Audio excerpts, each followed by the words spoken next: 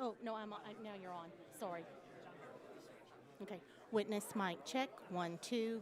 Witness mic check. 3, 4. Witness mic check. 1, 2. Testing. You're going to do great.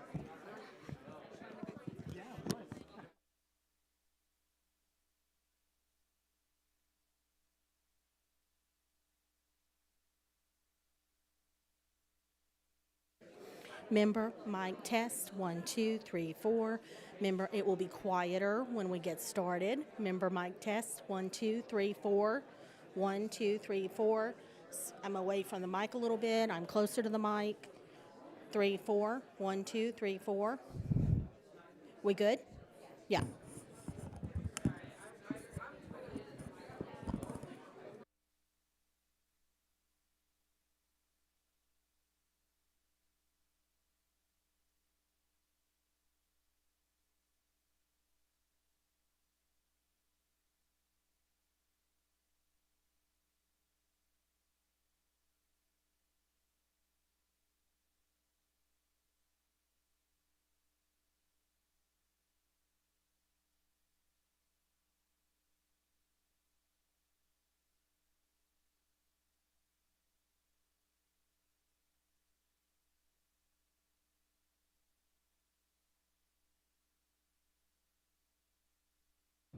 Witness mic check. 1, 2, 3, 4. Witness mic check.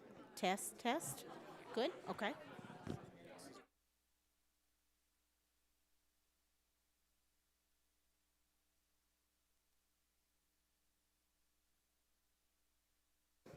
Member mic check. 1, 2, 3, 4. Member mic check. Member, a little closer. Yeah, good.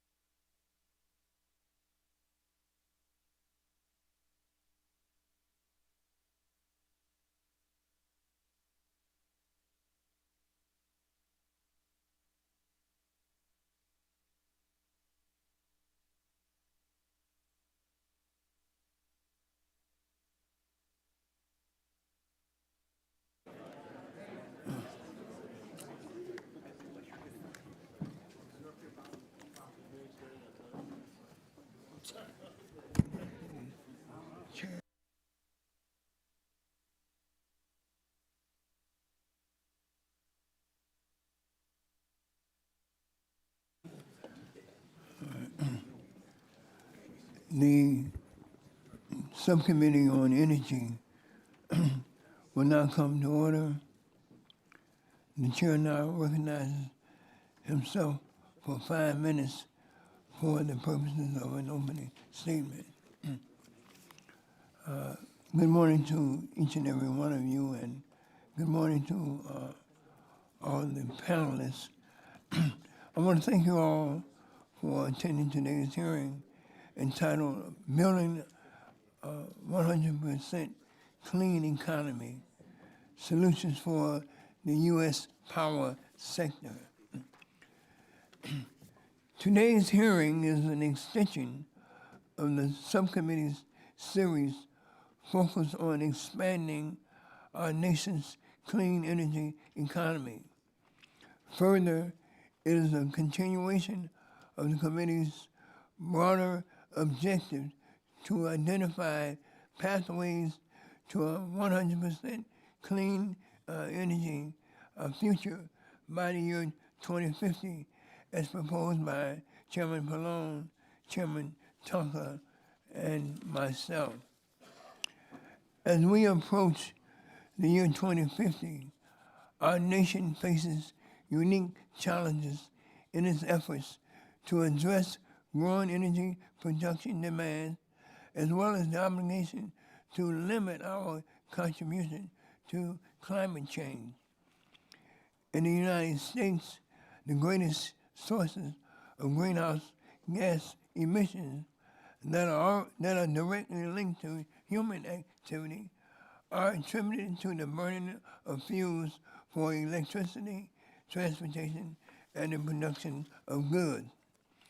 The power sector, whose electricity generation is historically dependent on fossil fuels, account for nearly 30% of all U.S. emissions. In view of this, it is important that the subcommittee evaluates what can be done to reduce that impact. Therefore, discussions concerning necessary steps to both meet rising energy demands while at the same time considering critical technologies to reduce the impact of the power sector's immense carbon footprint are, to say the least, essential.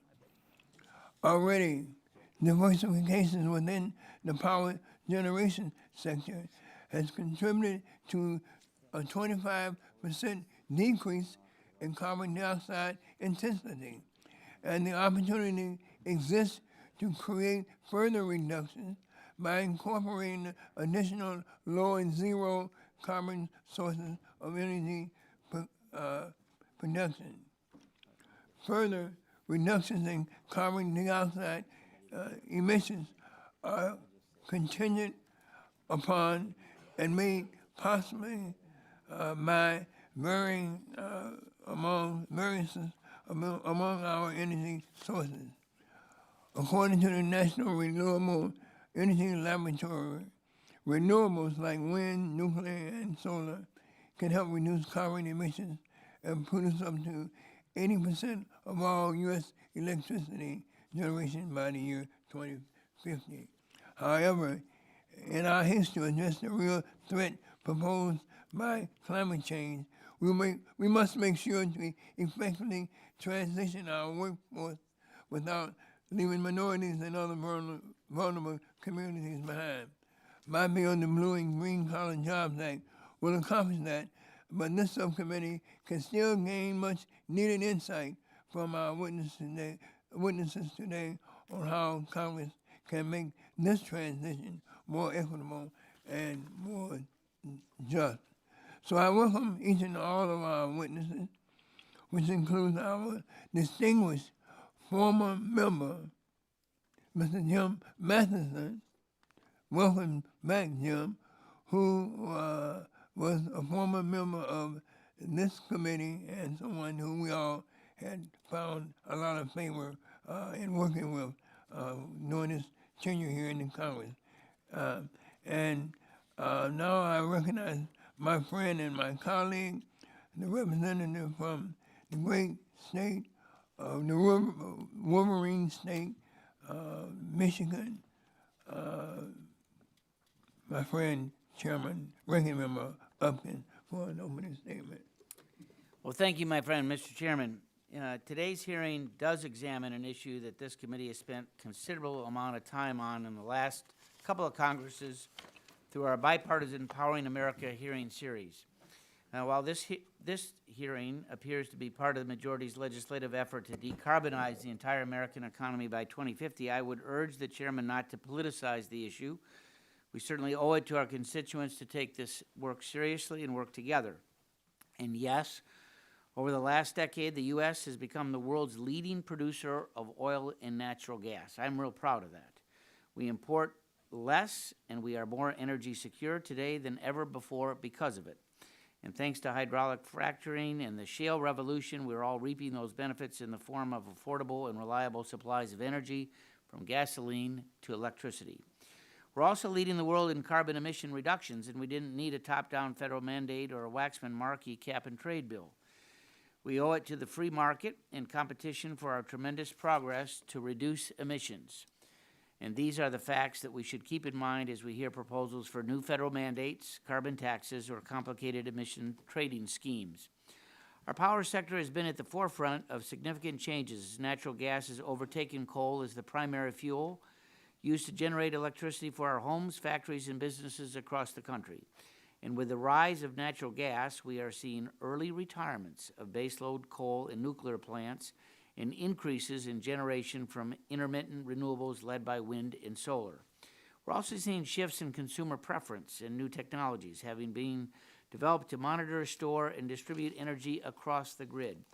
And at the same time, increasing energy efficiency has kept electricity consumption relatively flat, even as our economy continues to grow.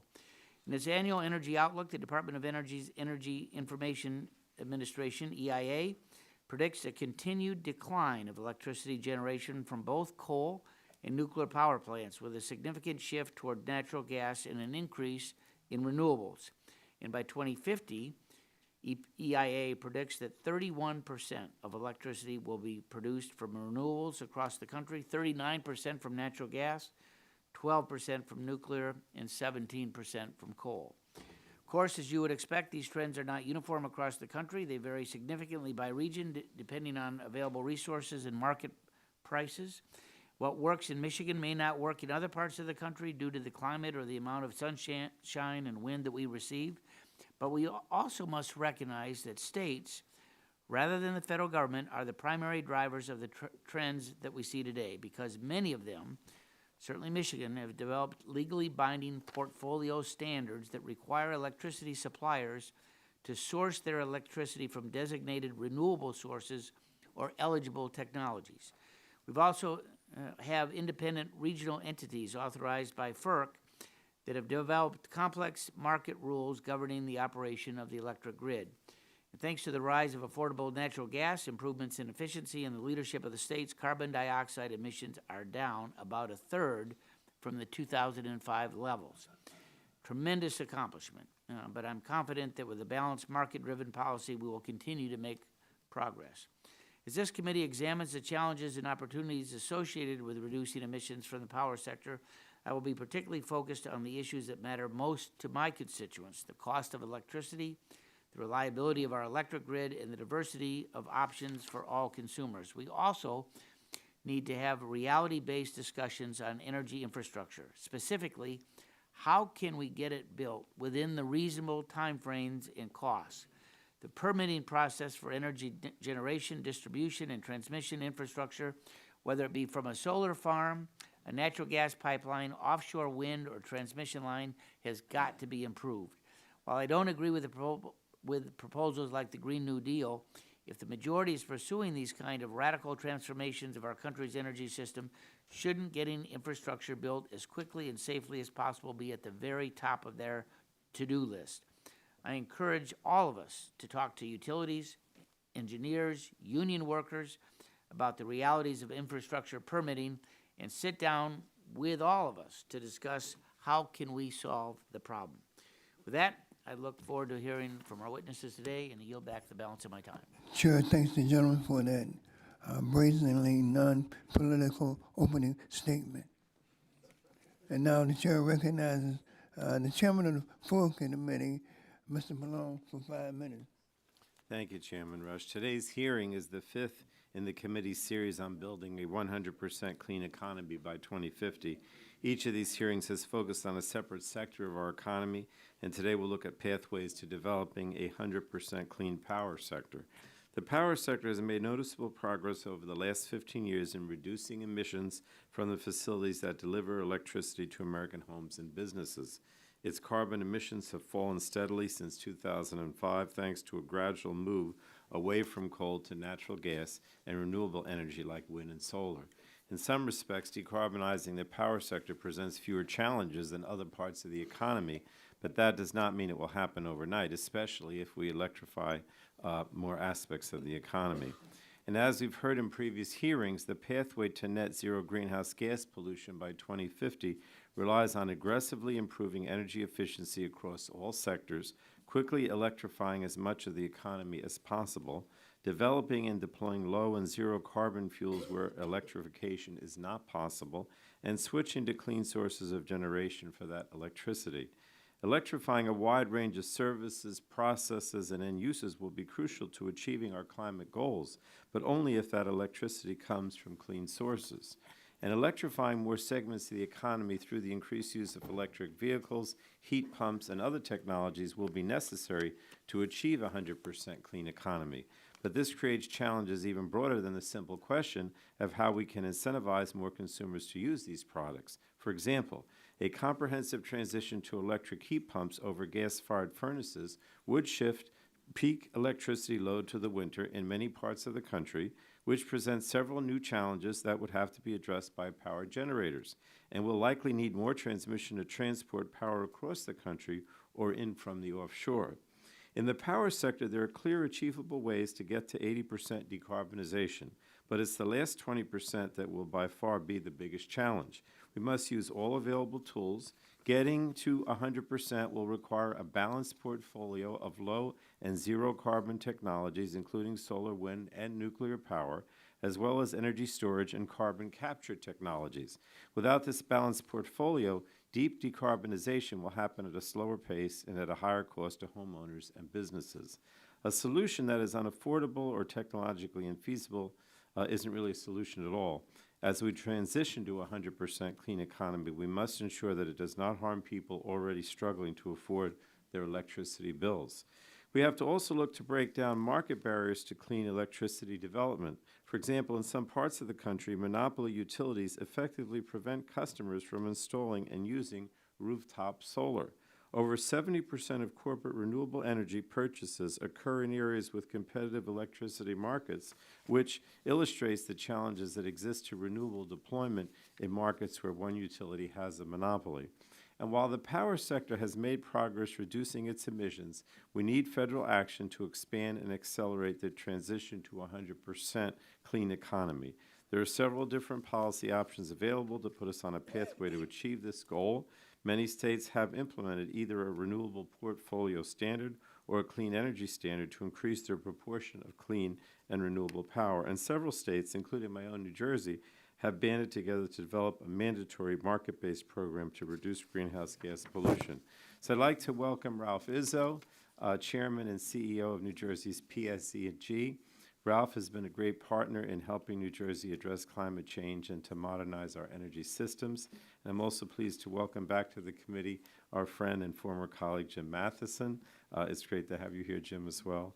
So our goal today is to examine which policies have been most effective in reducing power sector emissions and to learn how we can build upon those successes on a national scale to successfully develop a 100% clean net power or net zero power sector by 2015. And again, I thank you, Chairman Rush, for having this and other hearings in this effort to try to come up with a climate bill that is meaningful. Thank you. The chair, thanks, the chairman. The chair now recognizes Mr. Walden, the ranking member of the full committee. He's on his way. All right. Who? We can do a, maybe do a statement. Yeah, we'll delay a statement. All right. I think he might Well, in that event, we'll move on to the witnesses, and when the ranking member comes in, then we'll, He likes the term chairman, but that's okay. well, I'm sure he does, but he won't have it for a while. All right. I would like to now welcome all of our witnesses to today's hearing, and I'll introduce our witnesses. From my left, as I mentioned previously, we are really delighted to have our former member, the Honorable Jim Matheson, who serves as the CEO of the National Rural Electric Cooperative Association, present with us. Next to Mr. Matheson is Mr. Ralph Izzo. I think that's how you pronounce it, Izzo. He's the chairman and president and CEO of the Public Service Enterprise Group Incorporated, PSEG. Next to him is Mr. Lee Anderson. Mr. Anderson is the Governmental Affairs Director for the Utility Workers Union of America, AFL-CIO. And next to Mr. Anderson is Ms. Palmer, Ms. Karen Palmer. She's the Senior Fellow and Director of the Future of Power Initiative, Resources for the Future. And then, lastly but not least, well, we have next to her, Ms. Palmer, Mr. John Bear. He's the CEO of the Mid-Continent Independent System Operator Incorporated. And last but not least, Mr. Jeff Dennis. Mr. Dennis serves as the General Counsel and Managing Director for the Advanced Energy Economy. And I would thank you for joining us here today, and we look forward to each of your testimony. Before we begin, I would like to explain the lighting system that is before you. In front of you is a series of lights, and the light will initially be green at the start of your opening remarks. The light will turn yellow when you have 1 minute remaining, and please, at the yellow light, begin to wrap up your testimony at that point. The light will turn red when your term expires. And I will begin by asking our friend and former colleague, Mr. Madison, to begin, and you are recognized for 5 minutes. Well, thank you. Thank you, Chairman Rush and Ranking Member Upton. I really appreciate the opportunity to return before this committee that I proudly served for 8 years. Simply put, America's electric cooperatives are focused on responsibly delivering reliable and affordable electricity. And as you know, when you're a cooperative, you're built by and you belong to each community that you serve. So each cooperative is different based on their community's specific needs. Historically, electric co-ops proudly shouldered the responsibility of bringing electricity to rural communities, and this obligation is not without its challenges today. Sparsely populated communities are more expensive to serve and provide less revenue compared to those areas served by investor-owned municipal utilities. On average, for every 1 mile of distribution line that an electric co-op serves, it's only 8 consumers, and we collect about $19,000 of revenue a year. For the rest of the utility sector combined, it's 4 times that, 32 customers per line, roughly $79,000 in annual revenue. And yet, 1 in 8 Americans are served by an electric cooperative. Importantly, electric cooperatives serve 92% of the nation's persistent poverty counties. So these factors make it especially important for co-ops to keep electric rates affordable, maintain reliability, and improve sustainability as they explore all ideas to meet the evolving energy needs of their local communities. Diversity of electric generation, including baseload resources, is essential to meeting co-op members' expectations. Co-ops have and will continue to diversify their energy portfolios, with the majority of their power now coming from low and no emissions resources. For example, electric co-op solar capacity has more than quadrupled since 2016. This is due in large part to a partnership between DOE, NRECA, and 17 co-ops to reduce the cost of solar installations, address deployment barriers, and develop financing models and other resources. Just last week, DOE selected NRECA in partnership with the Pacific Northwest National Laboratory to research small-scale, community-based wind energy that can similarly be deployed by electric co-ops. Interest among electric co-ops in deploying energy storage is also growing and should accelerate as more experience is gained, costs decline, and battery performance improves. Hydropower and nuclear energy also remain an essential source of zero-emission generation for electric cooperatives in certain regions. Knowing that both natural gas and coal will continue to play an important role in providing affordable and reliable electricity in a carbon-constrained future, electric co-ops are actively engaged in carbon capture research and development. As not-for-profit utilities, all costs incurred by a co-op are ultimately passed on to our consumer members. And that's why co-ops are committed to generating power as efficiently and cost-effectively as possible. It's also why we're particularly attuned to the potential for stranded assets. We have no shareholders to help shoulder that type of burden. Actions taken by co-ops continue to meet the resource needs of their communities and have also resulted in significant reductions in carbon dioxide emissions. CO2 emissions in 2017 from co-op-owned generating facilities were 12% below 2005 levels, even as co-op electric generation increased during that time. And of course, the whole U.S. electric sector has decreased its CO2 emissions to around 1988 levels, and it's well positioned to contribute to CO2 reductions in other sectors through beneficial electrification. There are meaningful opportunities for further electrification of commercial, industrial, and agricultural applications, which would significantly reduce carbon emissions economy-wide.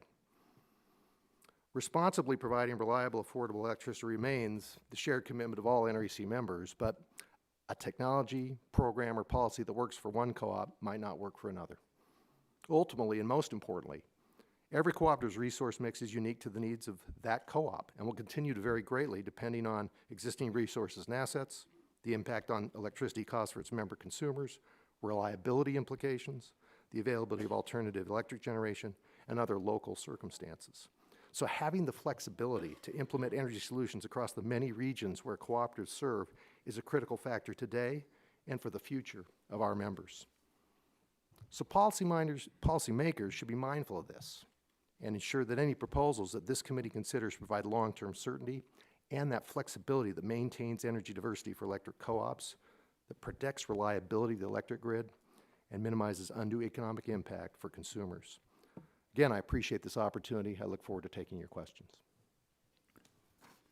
Next, we will have Mr.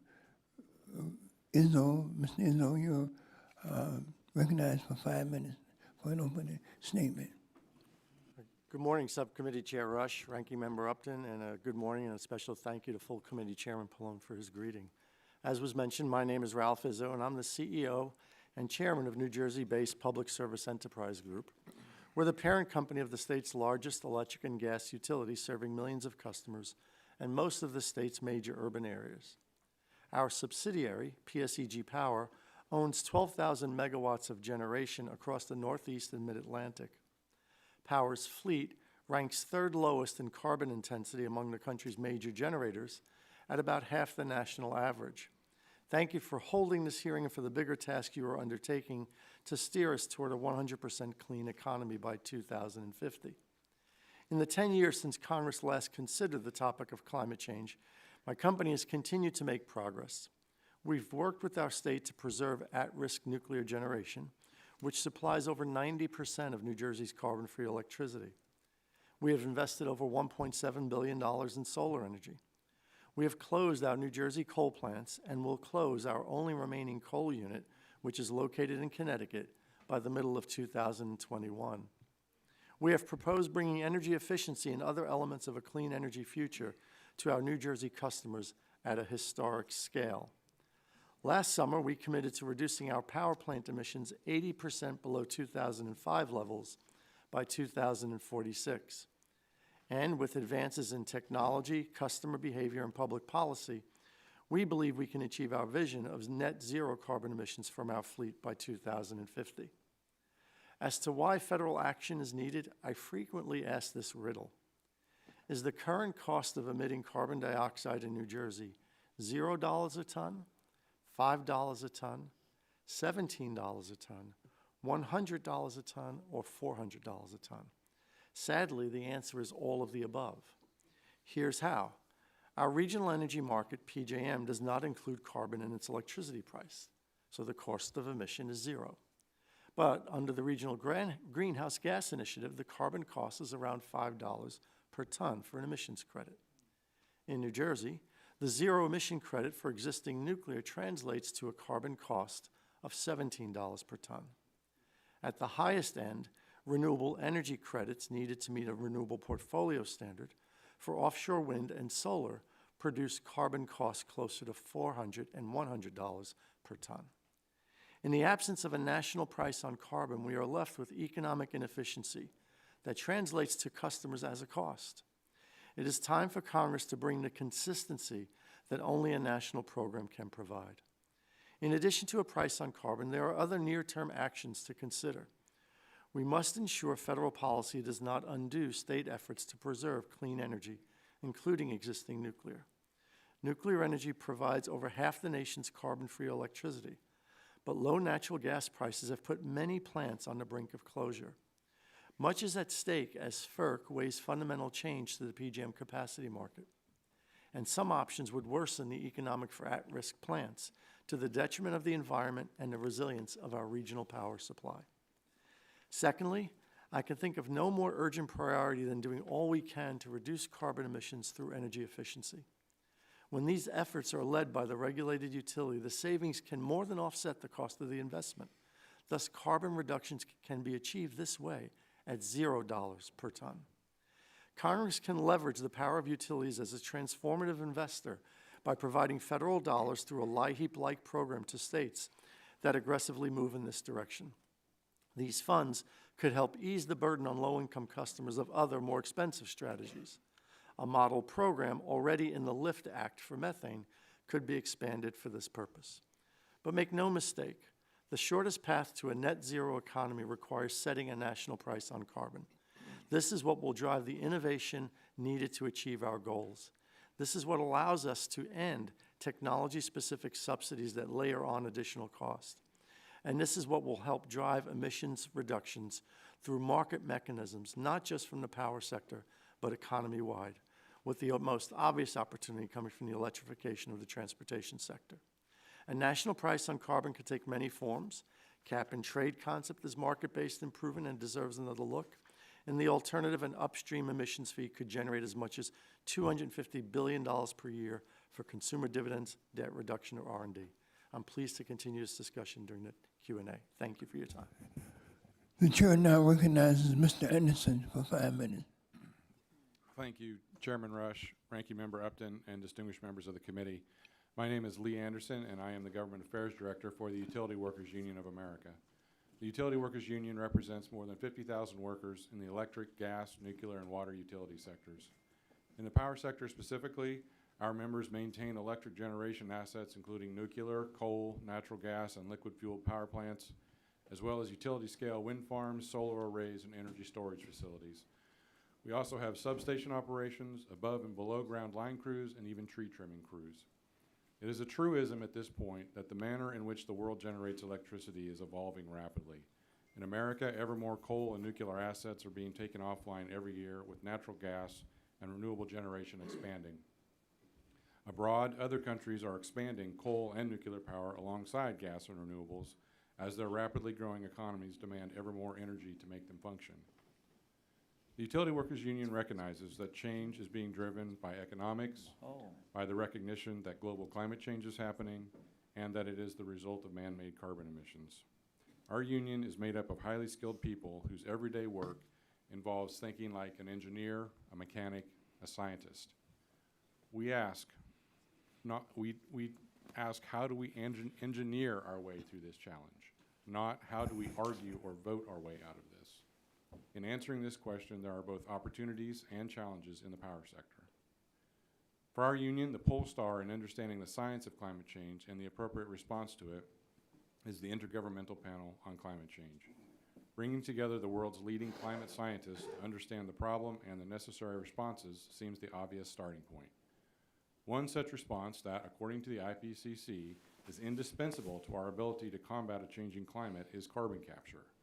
In their reporting, the IPCC has stated that less than 50% of their climate models can achieve a 450 parts per million CO2 target by the year 2100 without the widespread use of carbon removal technologies in power generation and industrial processes. For those models that do achieve the goal without its use, the price increases by 138%.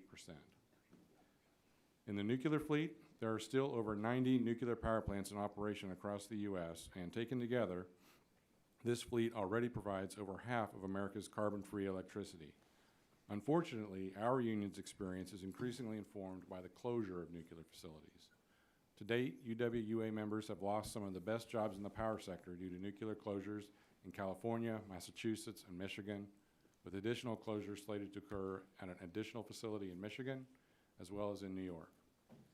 We are losing already built zero-carbon facilities that could be kept online to obviate the need to build whole new systems from scratch. In renewable energy, America's demand is, of course, growing. Our own Power for America Training Trust, or P4A as we call it, has developed the country's first Department of Labor certified apprenticeship program in renewable energy that includes training for apprentices across 3 technologies: wind, solar, and battery storage systems.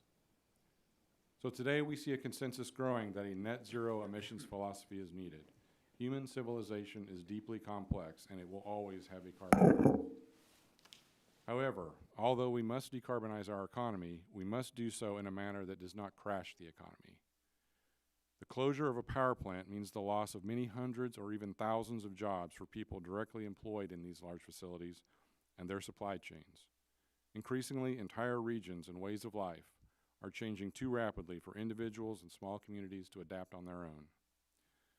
We must recognize the contribution made by these workers to build this nation and aid them in making this change.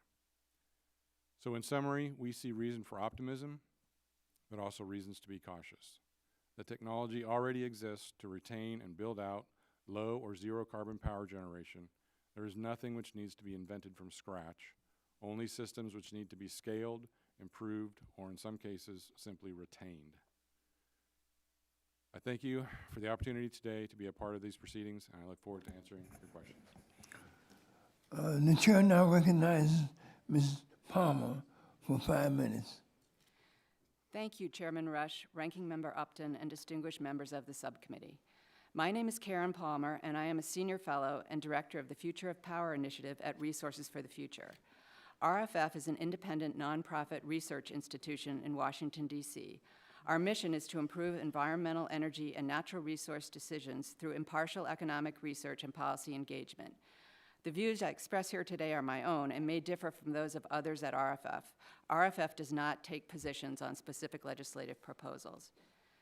This hearing is timely and takes place against the backdrop of a rapidly evolving power sector shaped by policy and economics. Emissions from the power sector are down 27% from 2005 levels due to a combination of falling costs for lower emitting natural gas and renewables and state and federal policies. However, without further policy intervention, the power sector will fall far short of the 100% net zero emission goal put forward by the committee leadership. In this testimony, I'm going to offer a discussion of relevant policy options and some potential challenges that need to be addressed along the way.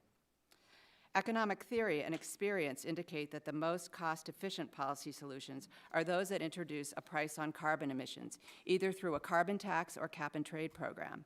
An economy-wide price on carbon makes carbon-intensive fuels more expensive than those with lower carbon content, sending an economic signal to reduce emissions through the entire economy. When carbon pricing is applied to the electricity sector, all emissions are priced consistently, enabling a wide range of reduction strategies. In comparing climate policy options, the greater the number of available options to reduce emissions, the lower the overall cost of the policy.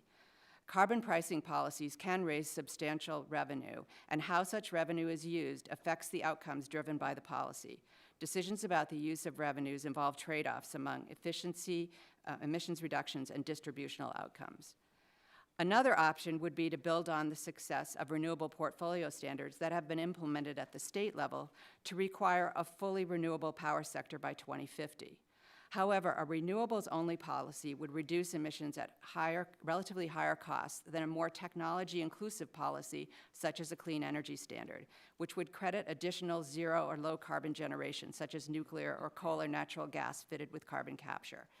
RFF modeling of proposed CES policies has shown that a CES would put the power sector well on its way to full decarbonization with modest effects on electricity rates, approach the cost efficiency of a carbon price, and increase retail electricity rates by less than an equivalent carbon pricing policy that does not use its revenue for electricity rate reduction.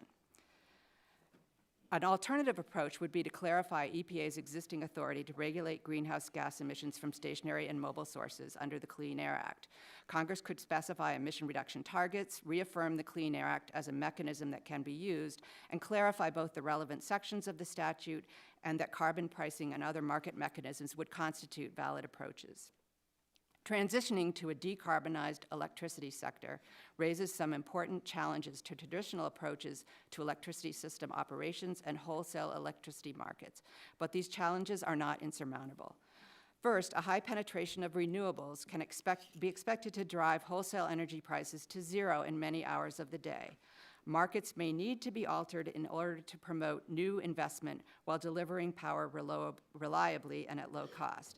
Second, maintaining a reliable grid with high penetration of intermittent renewables will likely require a build-out of bulk energy storage and more flexible electricity demand activated by greater time-varying prices. Newly electrified loads, such as electric vehicles, may be an important source of flexible demand to aid renewables integration. Third, targeting electricity sector emissions in isolation from the rest of the economy could discourage electrification of other sectors, such as transportation and buildings. Ideally, simultaneous efforts to address carbon emissions from these sectors would be put in place. In closing, I note that climate policy outcomes are certain to involve a portfolio of these measures at federal, state, and local levels. This policy mix may be desirable for various reasons, such as to promote innovation, achieve local air quality improvements, or achieve better distributional outcomes. Policies should be designed in anticipation of overlapping influence to maximize the effectiveness of the entire portfolio. Notably, meeting environmental challenge before us is not totally unprecedented. Though these emission targets are ambitious, so too were targets under the Clean Air Act in 1970, which addressed multiple pollutants across the economy and for which technologies to achieve emission reductions did not exist at that time. The dramatic declines in air pollution achieved under the Act happened at the same time the U.S. economy grew 16-fold and as the population grew by roughly 150%. I look forward to addressing your questions today. Recognizes Mr. Bear for 5 minutes. Good morning, Chairman Rush, Ranking Member Upton, and members of the subcommittee. I'm John Baer. I'm the Chief Executive Officer of the Mid-Continent Independent System Operator, or MISO. It's a pleasure to be with you today as you consider the future of renewable energy and its impact on our nation. I hope you'll find MISO's insights useful in your work in shaping U.S. energy policy. MISO is a regional transmission organization, commonly referred to in the industry as an RTO. In fact, we were the first RTO approved by FERC in 2001. RTOs were established to be independent entities, and we put a priority on maintaining that independence. We're fuel source neutral and policy neutral, meaning we don't favor, prefer, or advocate for any fuel or policy outcome. That doesn't mean, however, that we're disinterested observers. MISO is a 501c4 not-for-profit social welfare organization with responsibility for ensuring the reliability of the high-voltage electric transmission system to deliver low-cost energy to consumers. The topic of this hearing, the role of renewable energy, can have a direct impact on both the reliability of the system and the value created for consumers. The system that MISO operates, including 72,000 miles of transmission lines, 175,000 megawatts of generation, is the largest in North America in terms of geographical scope. We serve 42 million people across all or part of 15 states, a Canadian province, and border from Canada to the Gulf of Mexico. This vast footprint provides for tremendous diversity in terms of the types of resources, state policies, weather patterns, and notably perspectives and viewpoints across our stakeholder committees that are crucial to us solving today's complex challenges.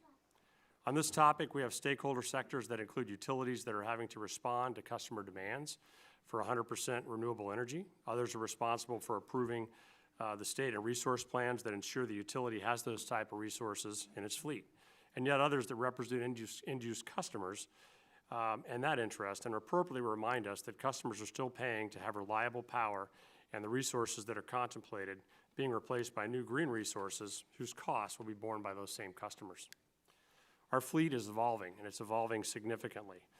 MISO has experienced significant fleet evolution over the last 15 years, going from 80% coal to 50% coal, 7% gas to 30% gas, 0% wind to 8% wind, and is increasing. The required innovative changes to our planning, our markets, our operations to maintain reliability along the way, and we continue to learn and adapt in response to the associated impacts of lower reserve margins, degrading unit performance, increased reliance on variable generation, and what that means to us. We see several macro trends, and we expect the transition to more renewable energy to continue to be driven by those three macro trends. We call them the 3 Ds: demarginalization, decentralization, and digitization. Our work to understand the implications of these trends has identified the future needs to reliably meet these challenges: improved availability, improved flexibility, and improved visibility. We've conducted a Renewable Integration Impact Assessment. We call it RIA, and it really has been informed by our future planning scenarios and the requests that we've received for new resources to connect to our grid.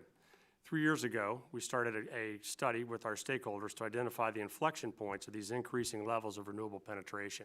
What were the implications on our policies, our procedures, and the attributes that we needed our assets to demonstrate? Thus far, our findings reveal that it's very manageable to a 30% renewable level.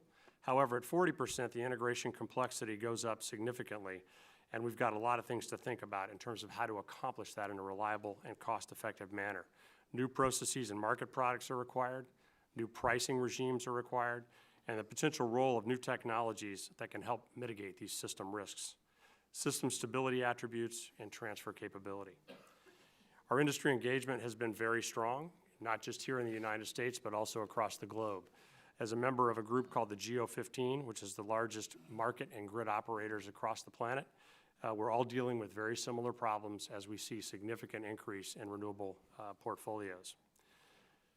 In terms of how we think about things in the past and how we're going to think about things in the future, significant changes are taking place. In the past, we planned for the peak hour of a peak day, and we assumed that the resources would be there all year long when we needed them. With renewable and intermittent portfolio increases, that's not true anymore. Now it's about availability. How much assets, where are the assets and are they available? Pricing mechanisms are critical, as Ms. Palmer noted. We're seeing demarginalization take place to the point where we need to think about how to price these attributes so that the assets are incented to provide what we need them to provide at the time that we need them to provide that. Again, our study work and our information gathering experience have helped identify these changes and these attributes that we need, and they show a further paradigm shift going forward. With that, I look forward to your questions.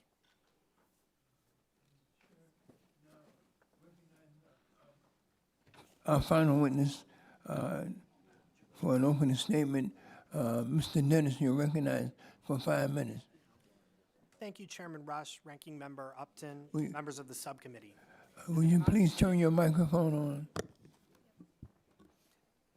It is an honor to testify today on the opportunity to utilize clean, advanced energy technologies to decarbonize the power sector in the U.S. economy. My name is Jeff Dennis, and I am General Counsel and Managing Director at Advanced Energy Economy. AEE is a national organization of businesses making the energy we use secure, clean, and affordable. Advanced energy technologies include energy efficiency, demand response, solar, wind, energy storage, and electric vehicles, to name just a few.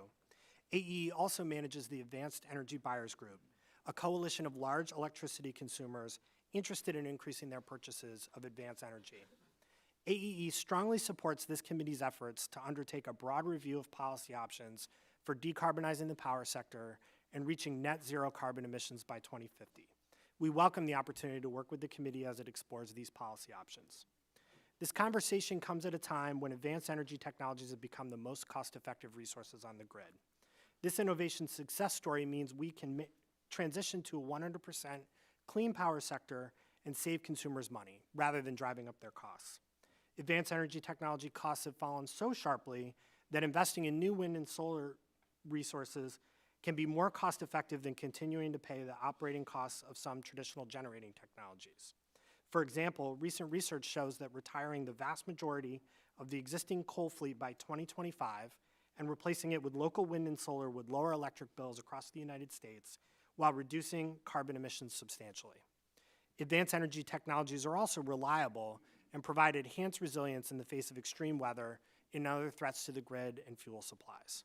For example, earlier this month, over 700 megawatts of flexible demand response resources were deployed to maintain reliability in the mid-Atlantic states during an unusual hot weather event, which occurred during a period when many traditional technology resources are shut down for maintenance.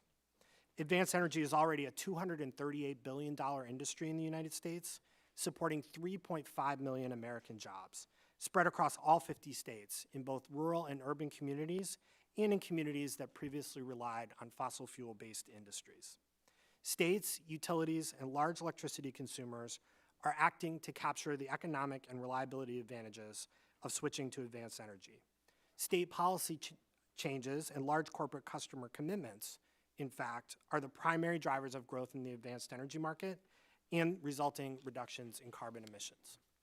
While each state is unique, some of the common policy approaches states are pursuing today include expanded renewable and clean energy standards, improved utility resource planning, and allowing for customer choice and competition in retail services. In addition, since 2008, commercial and industrial customers have signed contracts to procure 22 gigawatts of renewable energy, including a record 7.15 gigawatts so far this year. In addition to renewables, these large corporate customers are also increasing their investments in energy efficiency, demand response, distributed energy, and energy storage. Federal leadership can build on these trends. In addition to the longer-term policy options we will discuss today, improving competition in the federally regulated wholesale electricity markets is an important near-term opportunity. When wholesale markets allow all technologies to compete based solely on price and performance, least-cost advanced energy technologies win and displace high-emitting power plants, driving down power sector emissions and lowering prices for consumers. Too often, however, the rules and regulations in wholesale markets either implicitly or explicitly preclude advanced energy technologies from fully participating. Progress has been made in removing barriers to advanced energy in wholesale electricity markets, including important actions to open markets to energy storage and ensure that resources like energy efficiency aren't excluded. But continued action by FERC and Congress is necessary to ensure that wholesale markets are technology neutral and capture the benefits of advanced energy. Doing so would unleash significant market-based investment in clean energy, more energy innovation, reduced emissions, and lower consumer costs. Thank you for the opportunity to be here today, and I look forward to the discussion. I want to thank all the witnesses, and now we'll pause to recognize the ranking member whose recent announcement staggered the stock market, sent the stock markets reeling. Ranking member Mr. Walton is recognized for 5 minutes. Wow. Yeah, I didn't know that happened. Maybe I should reconsider. No, I'm not. Actually, it's only down 13 points. Thank you, Mr. Chairman. Appreciate that. And I really appreciate your holding this hearing today. I think it's an important one as we examine the opportunities and challenges associated with modernizing our electric grid. And I want to thank our witnesses for being here. We had another hearing going downstairs in the health sub that I had to stay for a little longer, or in the O&I sub, or health sub, I guess it was. Today's hearing is obviously a part of a series the majority is scheduled to look at all these opportunities and challenges and the transformations that some policies propose. And I have a great belief in American ingenuity and get it done attitude and all of that. But I also want to make sure that as policies move forward, we put the consumer first as we work on reducing emissions. I think we have to do that. Cost matters. We've seen different strategies play out in both different states and different countries. And some of them are working better than others, and they're actually wonderful little laboratories you can go look at and go, we don't want to do that necessarily, or maybe we want to do this. But we have to make sure that the grid's safe and secure and adequate. We did a lot of work on that in the last Congress and the one before, as you integrate new energy sources in. And as I've said before, Mr. Chairman, Republicans are more than willing to sit down with you and work on some of these issues. And I know there's a lot to be done. But the stakes are high. Our grid is facing many new and emerging challenges, and the potential to significantly impact grid reliability and increase prices for consumers could result if we make the wrong choices. Baseload coal fire and nuclear power plants are closing around the country at a record pace. I know in Europe, they've put a lot of renewables on, but they've taken nuclear off. So in some cases, it's sort of a net zero in effect in terms of what they're trying to do there. We're relying more and more on natural gas for electricity than ever before, and yet we're facing all kinds of pipeline siting bottlenecks and permitting challenges that affect reliability of natural gas supply, both for heating and for electricity generation. And then we have some politicians that then attack the companies that are trying to build the pipelines to get gas to their areas for not getting gas to their areas in adequate amounts. And it's like, you can't have it both ways. Electricity generation from intermittent renewables resources is also on the rise. And I know in the Northwest, for a long time, we had a little more flexibility with the dams and the river system as a battery, but most of that's gone out of the system now for all kinds of reasons. And so we have to make sure that we can deal with that. As these trends continue, we will need a tremendous amount of new solar panels, new wind farms, more electricity storage, more high voltage transmission lines. We'll also need more natural gas pipelines, and the industry must develop commercially viable grid scale storage and advanced technologies for distributed energy resources and demand response. And I think we also have to deal with serious physical threats. We've all been in briefings and hearings about the cyber threats, about severe weather threats, and tragically watching what's happening in California and the threats and the loss of life there year after year. Over the past several weeks, we've seen millions of people without power and affected and moved out of their homes because of the fires. And while some say California's policies are partially to blame for forcing utilities to redirect resources away from basic maintenance and for making it difficult to manage vegetation along rights-of-way, the fact of the matter is that people are suffering, and a one-size-fits-all policy is not going to solve that. So there's a lot of work to do, and I think nuclear has to play a key role in this. The committee has worked in the past and under Chairman Upton's leadership and in the last Congress mine to try and figure out what can we do to advance new technology for nuclear power. You want zero emissions, it's right there. And we can have baseload power, but we know that's a bit in the distance. I'm told for example, in South Korea, I think they can site a new nuclear facility in a matter of just a few years for a couple $2 billion, and here it's a few lifetimes and 10 or 15 times that. And so other countries are kind of figuring this out, and I think we've got to take a look at what they do. So, Mr. Chairman, thank you for indulging my tardiness getting here. Thanks for your leadership on this issue and your friendship, and I look forward to the discussion continuing. I yield back. Gentlemen, yields back. The chair would like to remind members that pursuant to committee rules, all members' written opening statements shall be made part of the record. And now the opening statements have been concluded, and now we'll move on to the questioning of the witnesses, and the chair recognizes himself for 5 minutes for the purpose of questioning the witnesses. The committee has set its sights on reaching a 100% clean energy economy by the year 2050, demonstrating that we are ready to move boldly to aggressively tackle issues linked to climate change. And my first question is to Ms. Palmer. Ms. Palmer, in your testimony, you highlight that environmental equity and environmental justice considerations should be a central focus in both climate policy and transforming energy systems discussions. I'm interested and how this corresponds with renewable energy workforce transition. Yes, thank you, Chairman Rush. So I think an important opportunity that presents itself with policies that impose a price on emission allowances is it generates some revenue that can be used for job training or transition assistance to make opportunities available for people who are losing their jobs potentially in the fossil fuel sector to transition to jobs in other sectors, maybe in particular in the clean energy sectors, to the extent that those geographies correspond. I know that sense of place is really important to people, but there are places, for example, in West Virginia, where you could exploit wind resources and create a clean, more of a clean energy economy as you move out of fossil fuels. And I think in order to do those types of activities, though, you do need resources. And one of the opportunities created by putting a price on carbon is it does create revenues that would be available to fund such an effort. Mm-hmm.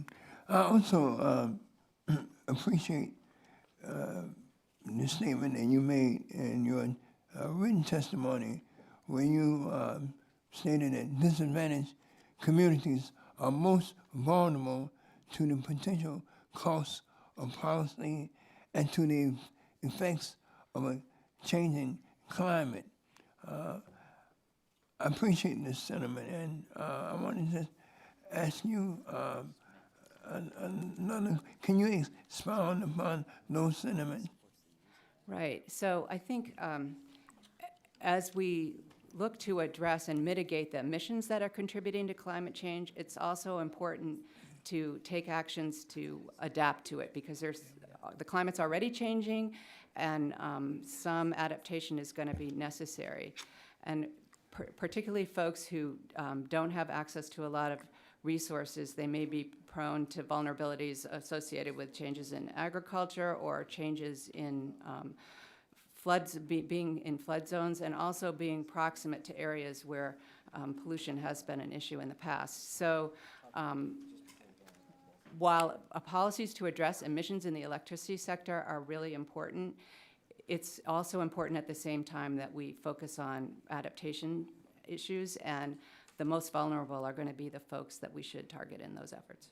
Thank you. Mr. Matheson, with these communities in mind, what additional incentives should the government consider to support the transition of electric utilities to create a cleaner economy? Well, I think it's important, first of all, to look at the fact that, as I mentioned in my opening testimony, different communities have different circumstances. So a simplistic one-size-fits-all is not necessarily going to target each of these communities. And as I mentioned, electric co-ops serve 92% of the persistent poverty counties in America. So this is an issue for a lot of our membership in terms of making sure we make sound decisions that do not have significant economic harm to these vulnerable communities. One aspect of federal policy that would be meaningful for electric co-ops is we're non-for-profit entities. And so when it comes to the tax credits for renewables, for example, we often are having to contract with a third party to do it because we don't have a tax appetite ourselves. So one policy option that could be considered at the federal level is making it a more elegant or simple way for nonprofit entities to monetize the value of tax credits that are part of federal policy. Mm-hmm. How do we ensure that the policies that we pursue will not result in higher rates for customers who live in disadvantaged areas? Great question, without an easy answer. I think that you want to make sure you understand the cost implications, but I'd also say the reliability implications as well when you look at these policies. And I think for folks in the most vulnerable areas, like I said, we can't push these things on shareholders. It all goes to the bottom line to our ratepayers for any impact we face. So I think electric co-ops provide an interesting perspective on any of these policy considerations or how it affects someone's rates. The chair's time is up. The chair now recognizes Mr. Upton for 5 minutes. Well, again, thank you, Mr. Chairman, and I'll indulge my colleagues a little bit on the Michigan example. Michigan, we're making great progress in reducing emissions from the power sector. Electricity is affordable. In fact, we're ranked number 11 for electricity prices. We haven't had any issues with reliability other than a few storms every now and then. In fact, we export some of our electricity as well. And we have a pretty diverse fuel mix. In fact, as of July of this year, natural gas was 33%, coal was 34%, and it's going down because our utilities have announced that they're going to be closing the remaining coal plants in the next 5 to 7 years. Nuclear is about a little bit less than 25%, and renewables then are about somewhere between 6 and 8%. In fact, when you take down the coal percentage, that'll probably be split between natural gas and renewables. And I guess the first question I have for Mr. Bear, who knows Michigan maybe better than anybody else, perhaps, likelihood. What's happened with emissions? Do you all track emissions and within the region that you represent by state? We don't track it by state. We track it sort of overall as far as what's happening. Is Michigan about the representative sample of the other states within MISO? I think it's fair, yes. It's probably representative state, although things are changing. We've moved from, having all the states look fairly homogeneous to different policy choices being made, some moving a lot more towards renewables, some stepping into renewables lightly, and some not stepping in at all. So now things are changing pretty significantly. And Michigan's been a leader, actually, in terms of increasing its percentage of renewables from where we were 15, 20 years ago and to where we're headed. Our major utilities have announced that they're going to be dramatically increasing that percentage over the next number of years on their own, which is a good thing. That's correct. I would say Michigan, Minnesota, and Iowa. And what has that done to prices as it relates? Again, I mentioned Michigan was number 11. Where do you think Michigan is headed and the region in terms of competitiveness as it relates to prices for Very consumers? competitive. Michigan's done a good job of keeping their prices low. Mr. Matheson, you mentioned in your opening statement about carbon capture. Of course, you were on the committee when we began to pursue that. I think many of us here, regardless, both sides of the aisle, think that this is an approach that we could take. Where exactly is your side of things on carbon capture? Well, certainly we think it's an important technology to pursue. You're right, this has been discussed in the public domain for quite a while. Not a lot of action has happened in terms of significant commitment and research. From our perspective, the electric co-ops, we've been active in pursuing it. We funded something called the Wyoming Integrated Test Center, which is a co-op facility in Wyoming where they're testing different technologies for carbon capture.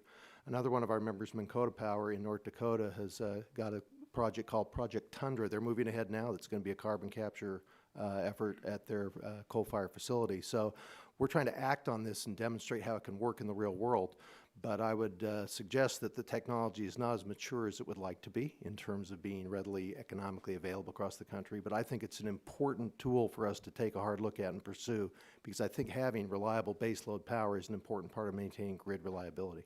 Yep, I think we all would agree. With that, Mr. Chairman, I yield back.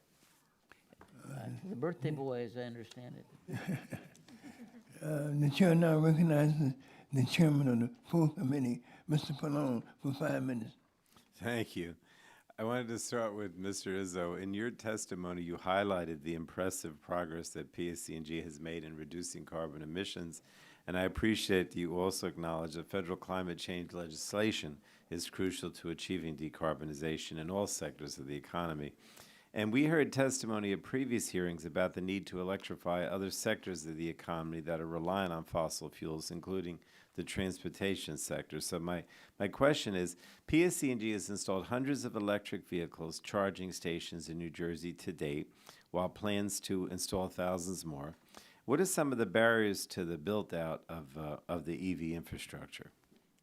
So the primary barriers to the build-out are market barriers. There's a chicken and egg issue that folks don't want to develop the infrastructure absent penetration of electric vehicles, and folks don't want to buy electric vehicles absent the development of the infrastructure.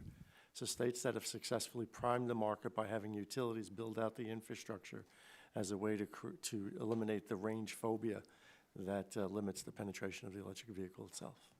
Well, we've been reading these news reports about, cities across the country that have proposed a large EV charging network, but then they run into roadblocks. Seattle, in particular, comes to mind. What policies can we implement at the federal level to broaden adoption of EV charging technology? Well, as is always the case, a little bit of encouragement of grant programs to states that do allow this to be part of a utility's rate base would encourage utility investment in that infrastructure. All right.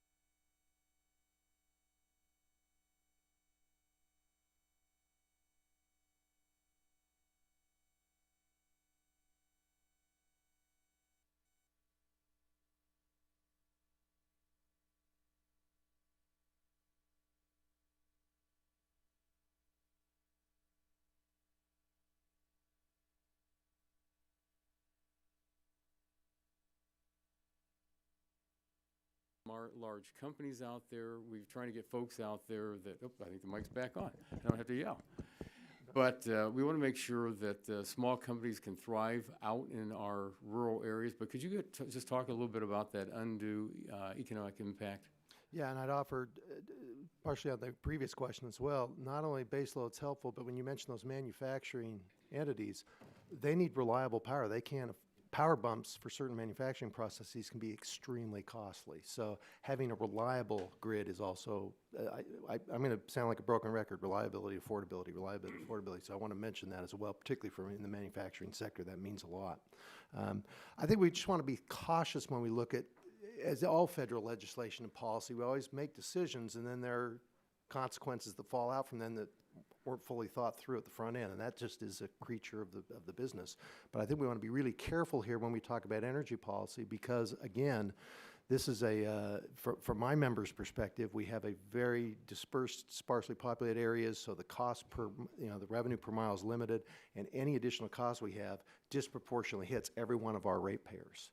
And that's what I mean by those undue costs. It can be far more impactful for the rural areas than it's going to be for a more densely populated urban area in terms of cost impacts, because we just can't spread the costs over as many people. And so we're really in the most vulnerable spot in that regard, and that's what I was trying to communicate to the community. Well, thank you. And many of the co-ops in my district have support on all above energy policy, and I know that we really started talking about that back in 2008, especially on our side, that we want to make sure that we have both things running parallel together.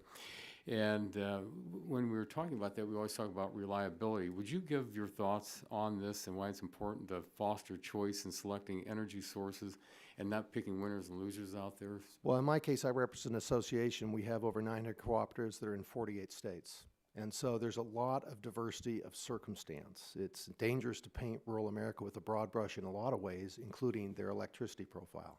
And so it's really important to meet the needs that are in a local area based on geographic considerations. Solar in Arizona and solar in Michigan and solar in Maine are three different things. And it's really important that we have policy that allows that flexibility for the whole portfolio of energy choices to do what makes most sense for those communities. And since we're consumer-owned and we're owned by the people in the communities we serve, that drives all of our decision-making in the cooperative movement. So that's why we think the all the above or having the full complement of choices makes sense for my membership.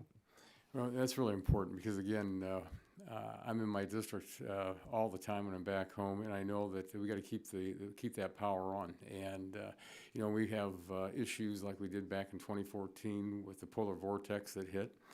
That we didn't have any blackouts, brownouts in the state of Ohio. And it was important because everybody was out there doing what they had to do to keep the lights on and keep everything running. So I want to appreciate you coming back, and it's good seeing you again. And Mr. Chairman, I'm going to yield back the balance of my time. Gentleman yields back. The chair now recognizes Mr. Peters for 5 minutes. Thank you, Mr. Chairman. And it's also, I would echo that it's nice to see Mr. Matheson, who's always our coach when I was a freshman about how to behave out here and not to take dumb votes, but I appreciate seeing you again, Jim. I would ask a question for Ms. Palmer. In September 2008, Governor Brown, then the Governor of California, signed SB 100 in my home state, which mandates the state to achieve 100% carbon neutrality by 2045. And we're advancing toward that goal, as far as I understand. Why is that approach not the right approach, or is it the right approach at the federal level? So, thank you, Congressman, for your question. So, in one of the features of SB 100 is, while there's specificity about the renewables goal in the interim years, there's a declared goal for 2045, but the mechanism by which you're going to get to that goal and the technologies that are going to count is sort of unfolding. And I think the types of bills that we're talking about here today are examples of things that could be used to reach that goal. For example, a clean energy standard would be kind of in the spirit of SB 100 because it's open to allowing various technologies and getting the full fleet of options out there through a crediting mechanism. And so there's a lot of similarities between policies that might emerge under that type of policy and the policies that we've been talking about here.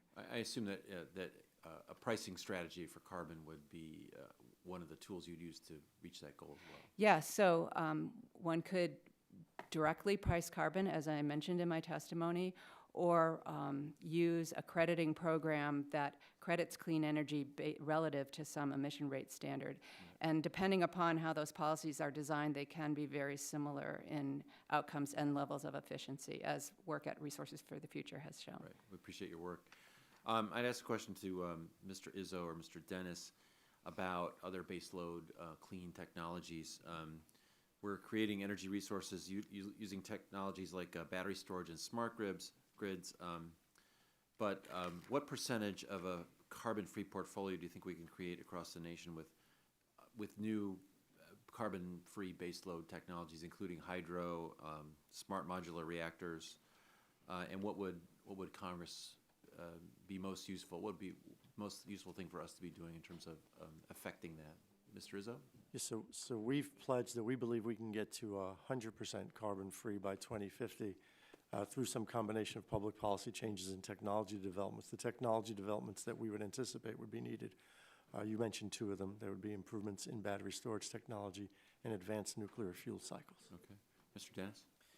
Like others on this panel, we support a technology-neutral approach that allows all technologies to compete in the market. And so what percentages within the baseload definition that Mr. Mathis gave you, or in some other definition, is really, it's how do all of these technologies work together? The technologies you mentioned, modular nuclear reactors, battery storage in particular, how do they work together to maintain moment-to-moment balance and reliability on the system?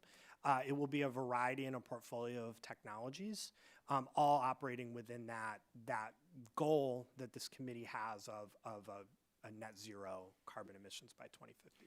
So one of the technology neutral strategies that we've heard about to push these developments, incentivize developments, is carbon pricing. Other than either a cap and trade or a carbon fee, do you see something that the federal government should be doing to generate that innovation, Mr. Dennis? I think I agree with the thrust of Ms. Palmer's testimony in the sense that there are a number of options that this committee should consider. It should really take a holistic approach. As I mentioned in my testimony, we support the policy objective of net zero carbon emissions by 2050, and carbon pricing and clean energy standards, those are all potential options that should be studied. There's probably no one silver bullet here. They're all going to work in different ways. And so considering all of those options together, take a look at what the states are doing as well. The states have pursued a number of different objectives, your states and others, that can all be looked at and considered by this committee. Since you're here, and I'll push you a little bit more because we're the ones that are supposed to study it, and I think this is the classroom here a little bit. Are there particular states you think are doing a better job than others? That's a hard question to answer because we have a number of states we're working in, and I don't want to choose among our children that have done well in moving toward 100% clean energy grid. But certainly, some of the examples are obviously your state of California and setting the objectives, and as Ms. Palmer talked about, working through those policy objectives. We've recently seen Colorado move toward 100% clean energy as well in its legislation. Okay. So there are a variety of approaches. All right. My time's expired. Thank you, Mr. Chairman. Gentleman yields back. The chair now recognizes Mr. McMorris Rogers for 5 minutes.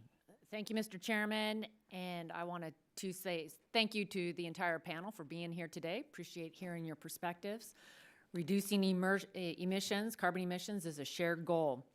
However, I believe that we must be realistic and we must be honest about the challenges that we face. We need a strategy that provides consumer choice, ensures affordability, and maintains grid reliability and capacity. Clearly, the United States is a large country. It's diverse, and coming from different regions, different states, you find that there's different strengths and needs. A top-down government-mandated approach is not going to be workable. For some states, nuclear is the best option. For others, it's wind, solar, or natural gas. Others, it's hydropower. I'm excited about the technological innovation and the American ingenuity that enables us to develop a variety of new cutting-edge ways of clean energy production. I'm proud that America is leading the world in reducing carbon emissions. Eastern Washington is a leader in clean energy solutions. Hydropower built the Pacific Northwest. It built our economy, and it continues to provide clean, renewable, reliable electricity. In fact, we are number one. We have the lowest electricity cost in the country. It accounts for 70% of the energy in Washington state. And as we all know, it is the largest source of renewable energy in the country. We could double hydropower in America without building a new dam, simply by investing in technology. However, right now in America, it takes 10 years to license a new hydropower project. You compare that to 18 months for a natural gas facility. We can and we should do better. Washington state is known as being a leader in wanting to bring down and reduce carbon emissions. Just in January, though, there was an article in the Seattle Times that was highlighting that carbon emissions are actually up. In Washington state over a decade ago, we wrote a plan into law to reduce carbon gas emissions to 1990 levels by 2020. But the latest tally of states' emissions show that we're trending in the wrong direction to meet that target, and that more emission goals are ahead of us. In fact, the legislature has continued to increase those carbon emission goals. The fact, though, is from 2012 to 2015, our carbon emissions spiked 6.1%, due in part to increasing fossil fuel-generated electricity. So, at a time when we have this shared goal, we should be embracing what makes sense in each region of the country. And for us, it's hydropower. We shouldn't be putting more costs and more mandates on hydropower. We should be actually moving forward with licensing reform here at the federal level in Congress. And you know that I have worked on this, and I encourage the majority in their goal to move legislation to, I urge you to take action to address the licensing of hydropower projects in this country. Without it, I'm not sure there's a realistic path to success. So I wanted to ask Mr. Matheson, and I too want to welcome you back to the committee and appreciate your service and your continued leadership. I want you to expand on the role of hydropower in terms of grid reliability, capacity. How does it compare to other forms of renewable electricity? Well, you stated the case well, and it matters a lot. Pacific Northwest, of course, is where it's so important, but I got to tell you, we've got over 600 electric cooperatives in the country that get hydro from power market agencies, federal power market agencies in 34 states. So this issue translates across a lot of the country, maybe not quite to the proportion it is in the Pacific Northwest, but by members in that part of the country, it's a significant part of their power supply. The low rates are an important part of how they provide affordable power, and it's extremely reliable.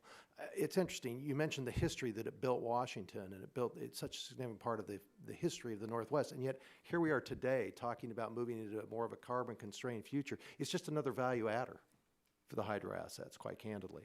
And it seems to me that I would concur with your statement that any discussion about moving ahead for federal policy to enact a more carbon-constrained future, that the consideration of how we can best enhance our hydroelectric generating capacity ought to be right at the top of the list, because it's there. Thank you. I appreciate you making that point, because hydropower, we have new technology, and it isn't just Washington state. It's all over the country, 34 states, and there's potential to double it. Thank you, Mr. Chairman. I yield back.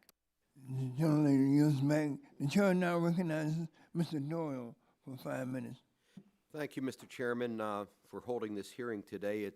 Jim, it's good to see you back here, and appreciate all the work that we were able to do together when you served on the committee here. We know climate change is real. It's affecting our communities today. It's going to get worse if we do nothing to reduce our greenhouse gas emissions. I believe we must get to a 100% net zero emission economy by 2050, and we have to take aggressive action to do so. And since the power sector is responsible for almost 1/3 of the country's greenhouse gas emissions, finding ways to decarbonize this sector is going to be vital as we tackle climate change. Ms. Palmer, We know that in order to get to net zero emissions, there will be a large expansion of renewable energy resources, such as solar and wind. We also know there's challenges to rapidly incorporating a large amount of intermittent renewables onto the grid. This is why I believe it will be important to deploy energy storage so that grid operators can better manage the fluctuating power supply of renewables.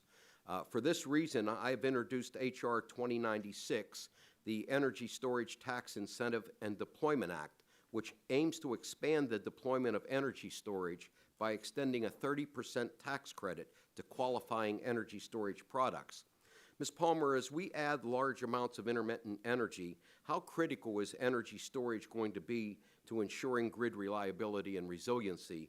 And if an incentive like my bill is successful in getting more energy storage deployed, would that significantly alter the modeling for the amount of renewables we could deploy as we move towards net zero by 2050?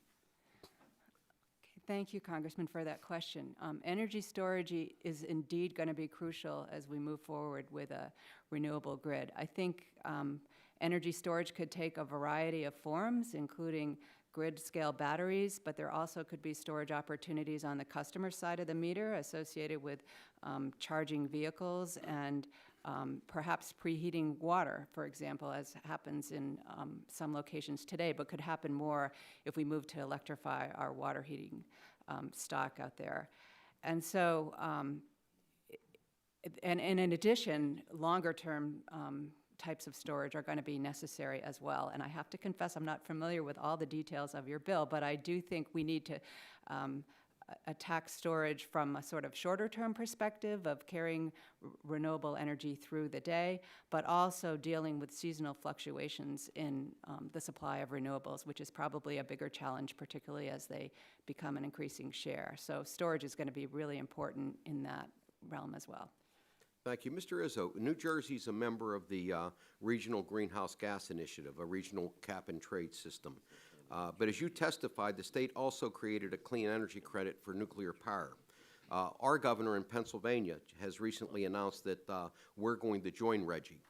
And while our long-term goal is to reach net zero carbon emissions in the short term, I don't want to see a situation where nuclear power plants are closing now and being replaced by fossil fuels. That would only lead to increased emissions and the loss of hundreds of good-paying jobs. What lessons about incentivizing and retaining clean energy sources have you learned from your experience as part of RGGI, and what do you believe are the best strategies for retaining our current nuclear power fleet so that we can more quickly meet our clean energy goals? Thank you for the question, sir. So the biggest challenge between RGGI and electric power markets for Pennsylvania and New Jersey alike is that the RGGI states do not coincide with the PJM power market states. So therefore, the regional power market does not see the price signal that RGGI is intended to deliver. So the RGGI costs don't get reflected in other generators that are not part of RGGI, and therefore nuclear does not benefit the way it should from being carbon-free. Thus, the need currently for direct state action to rescue the nuclear plants. Otherwise, as you said, we would lose an important carbon-free source of electricity. If there were federal action, then nuclear in Pennsylvania, New Jersey, Maryland, and every other state would see the benefits of being carbon-free. Mr. Anderson, first of all, I want to thank you for being here. I think it's important that we get labor's perspective in this hearing also, and we've talked a lot about how the grid will change as we decarbonize. We've also seen firsthand in Pennsylvania how devastating it is for a community when a nuclear or manufacturing plant closes. What can we do at the federal level to ensure that workers are at the table for these discussions, and how can climate legislation reflect the needs of workers in these energy-intensive industries? Thank you very much for that question, sir. This is a topic that we take perhaps more seriously than in almost any other on energy policy. We used to have considerable coal assets in Pennsylvania. Today we have none, zero. And the effects when those plants in Pennsylvania closed were the same they were when they closed anywhere. They're devastating. You cannot overstate the impact that it has on workforces and communities. What we can do as a nation is begin to design a robust policy response to that.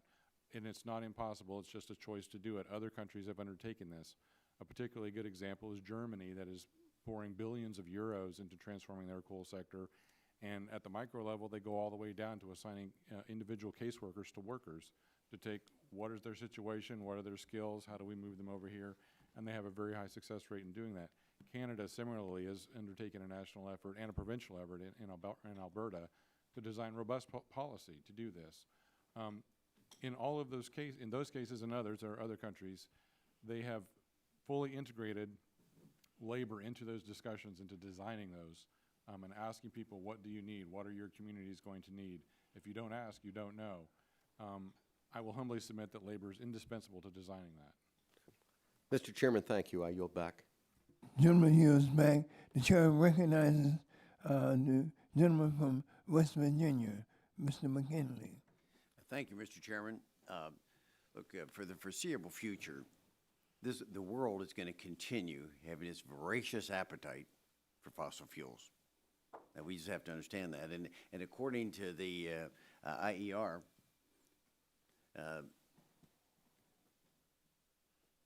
guess we've been screwed over. I'm waiting for the popcorn. The quote that we wanted to put up there that they didn't want to show says that global carbonization, we're going to increase by 16% by the year 2040 around the world. And China, India, other Asian countries, we've got a chart that they've chosen not to put up. It shows the rest of the world is going to continue to build fossil fuel plants all over the world. The next chart that they didn't show shows that in China, CO2 emissions are going to be up 290% in the last 10 years. India is up 235%. At the same time, the United States. But, Mr. McKinley, excuse me, we're having some more technical difficulties. Are you prepared to? We tried to work it out, and they said they would be fine when they did it. So obviously they weren't straight up with it. I think they're trying to get it done. Yeah, We're right. trying to get the next is, we see China out there funding carbon plants all across the world at 102 gigawatts. That's like equivalent of maybe 100 power plants or 150 coal-fired power plants. China is still going to use coal, and they're going to advocate the use of coal. So if we ignore this body of evidence, let's look for just a moment then, just ignoring this. Let's look at the body of evidence about this commitment that we're trying to make to go 100% renewables. It would halt fossil fuel research, and we would be abdicating our role of global leadership in developing technologies on carbon capture, but we'd be pivoting to renewables. Look at Moniz's quote that we have, and again, his quote earlier this year in February said, the idea that by 2050 we're going to have 100% renewable system is not realistic. This is the Secretary of Energy saying this. So, and let's deal with how we're going to concentrate on battery storage that everyone likes to talk about. Let's look at the complications with that, because the Wood-Mackenzie report has already said, if we're going to rely on batteries, we need to have 900 gigawatts of power capacity. But around the whole world today, there's only 5.5 gigawatts of power. We've got a real challenge. We've got to get away from the political jargon of saying we need a battery. How are we going to do it?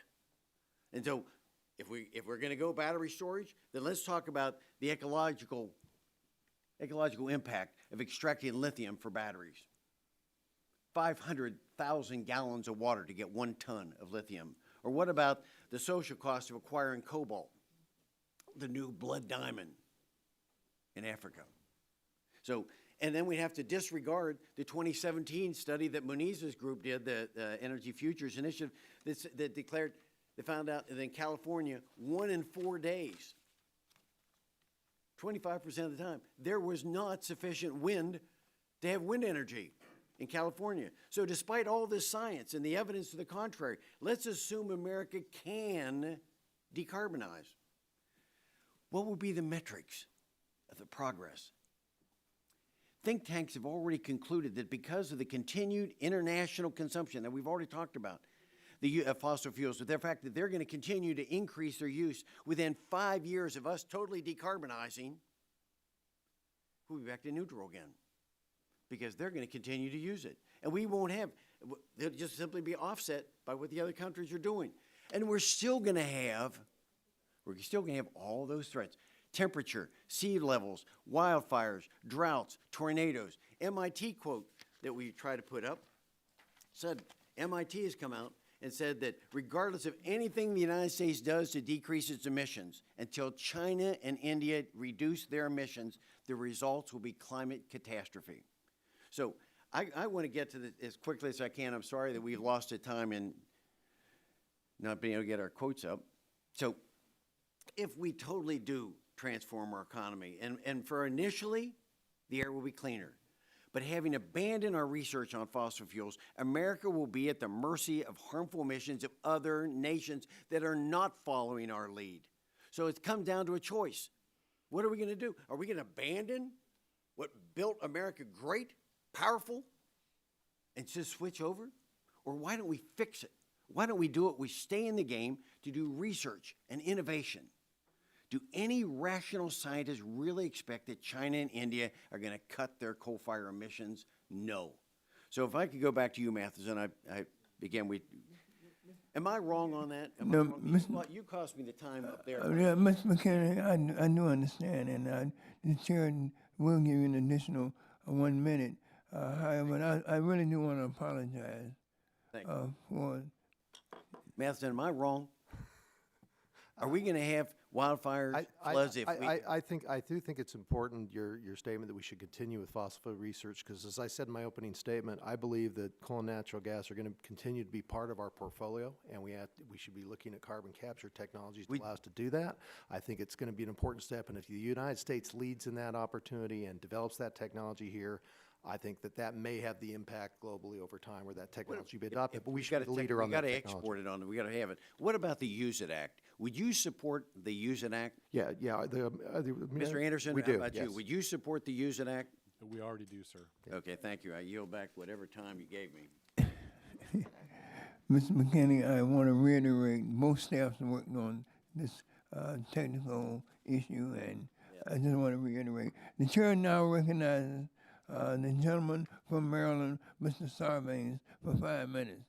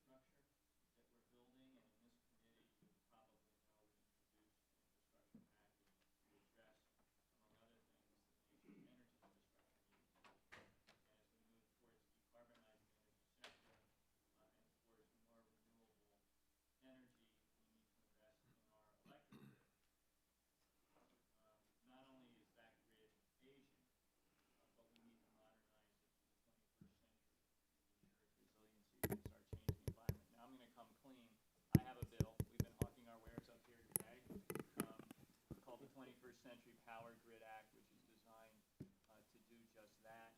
It would empower the Department of Energy to support projects that improve grid performance, security, resiliency, grant making, and cooperative agreements. So it's designed to kind of leverage investment and attention when it comes to building that smart grid. So, Mr. Dennis, can you explain, in your view, that we agree, why our nation must invest in modernizing electric grid to accommodate increased use of renewable energy and innovative technologies? Now, we're talking a lot about the generation of energy, but talk a little bit about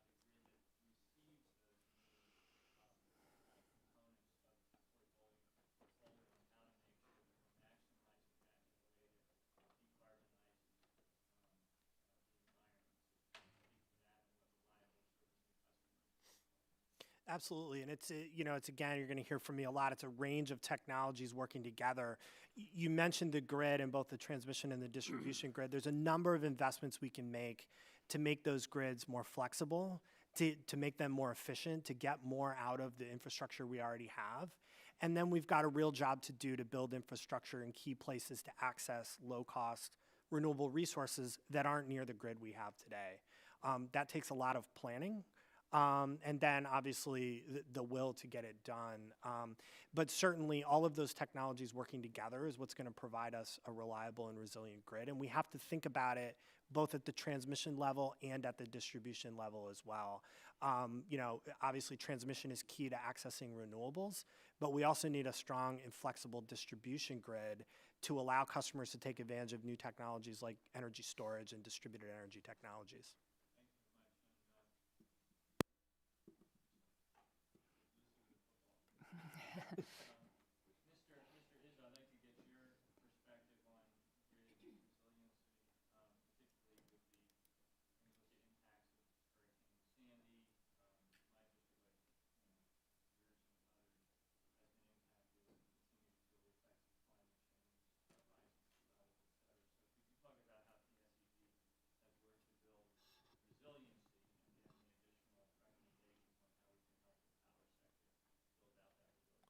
Yes, so we've invested north of $3 billion over the past 12 years since Superstorm Sandy in a range of activities, some as simple as literally lifting equipment off the ground in areas that are now more subject to floods. In other cases, what we've done is we've changed the geometry, the electrical geometry of the grid so that we can feed customers from multiple directions in the event of power being lost. Clearly, whenever one undertakes actions like that, it is a cost impact on customers. So the number one thing Congress could do is assistance programs, particularly for lower income populations as they experience these elevated costs due to the physical improvements to the grid. The chair now recognizes Mr. Kinzinger for 5 minutes. Thank you, Mr. Chairman. Thank you all for being here. I think the best way to address climate change is by reducing not only our nation's carbon emissions, but that of the rest of the world. The changes pose both short and long-term challenges that I believe can be addressed in two major ways. First, we need diversity in our energy resources. Energy diversity is energy security. This is comparative to one's own personal investment strategies. When you're looking to invest, you don't put all your savings in one stock and let it ride. You diversify your investment into various funds. Similarly, this nation cannot afford to put all its eggs in one basket. Second, we need to support market-driven innovations to develop new clean energy technologies that will put the U.S. at the forefront of environmental technology. My district, the 16th district in Illinois, is a great example of what it can look like. My district, and really the whole state of Illinois, is home to a broad array of energy sources. Nuclear generators provide the most abundant, clean, and stable source on the planet, and my district's home to 4 nuclear generating stations, in addition to hundreds of wind turbines, solar powers, geothermal sources, and others. These diverse sources not only provide year-end reliable clean energy, but have produced high-paying jobs for my constituency. While some may say that the U.S. needs to be a leader on reducing emissions and combating climate change, I'd say that we actually already are. Since 2005, global emissions have increased by 20%, while the growth rate of United States emissions has decreased by more than the next 12 emission-reducing countries combined. It's going to take a major innovation and breakthroughs to not only reduce our emissions here at home, but also convey this ability to others around the world. All Americans want to be good stewards of their environment, and this desire drives markets. Tesla doesn't sell cars because of the sound system, and people don't put solar panels on their roof because they look good. It's just smart.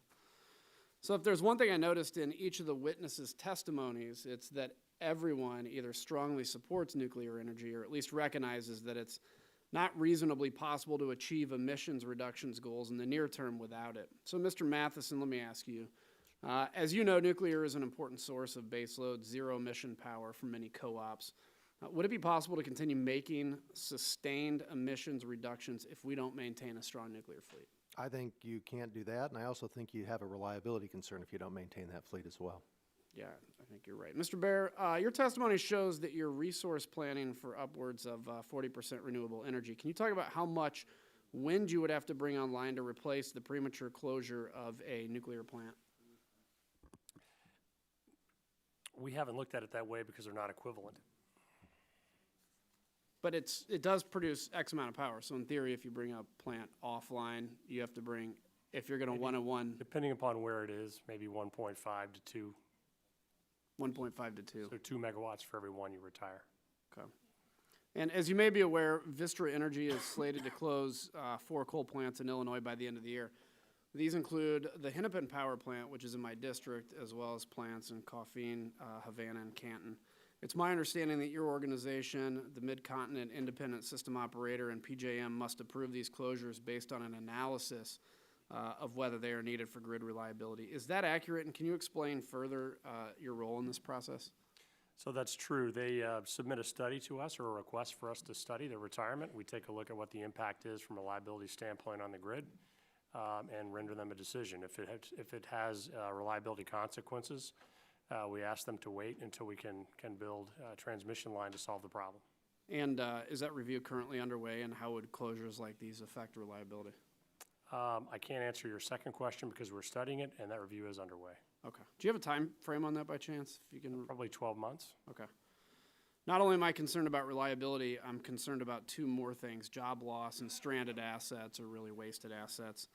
This closure means scores of my constituents without jobs. It also means that we have a usable facility linked into the grid with no power being fed into it. So, Mr. Matheson, given the reliability concerns, job loss, and wasted asset factors, shouldn't there be some sort of arrangement to convert these facilities to solar or storage or some type of facility before forcing them offline?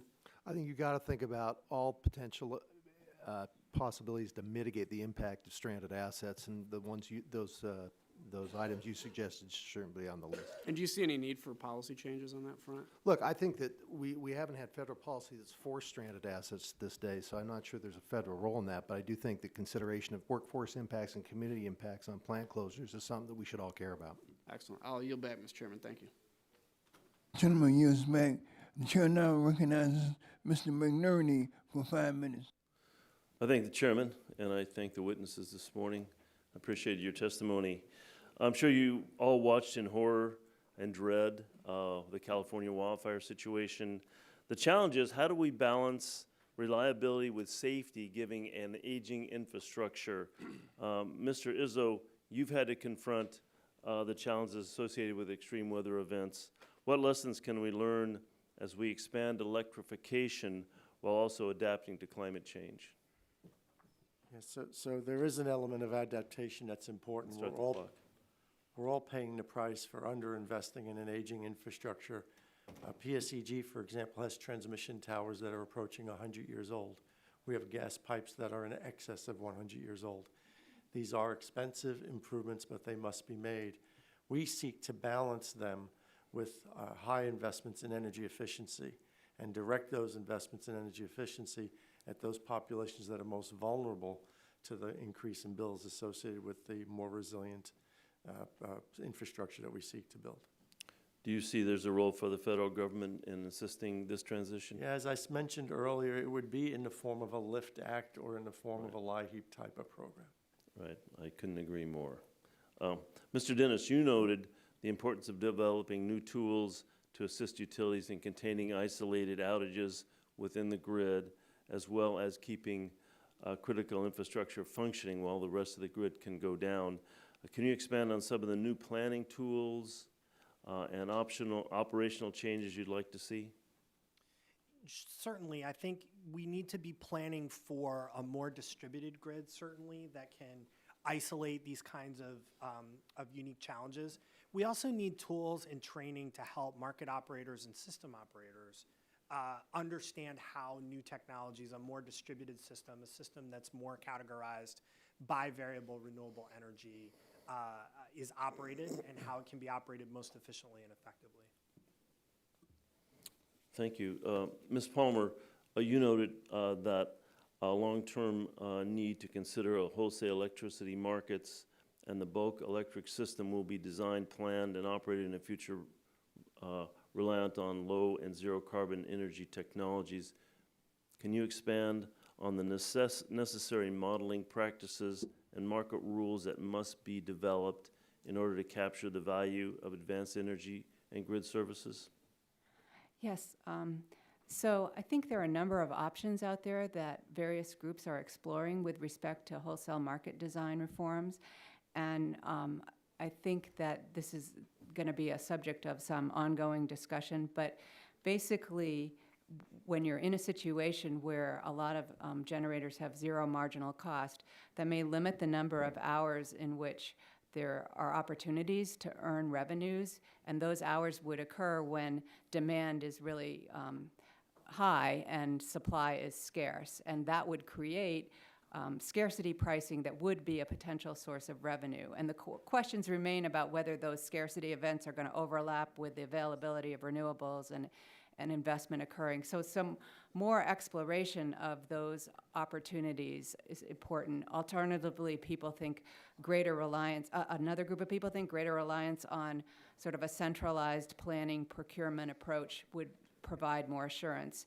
And that approach could overlap potentially with approaches like a technology-neutral clean energy standard that would create important value for those resources and lead to more investment. So I think it's an ongoing discussion and something people are paying attention to and will be advancing. So it sounds like you think the federal government's role could be some sort of a renewable energy standard and research money. And Yeah, definitely, yeah. Thank you.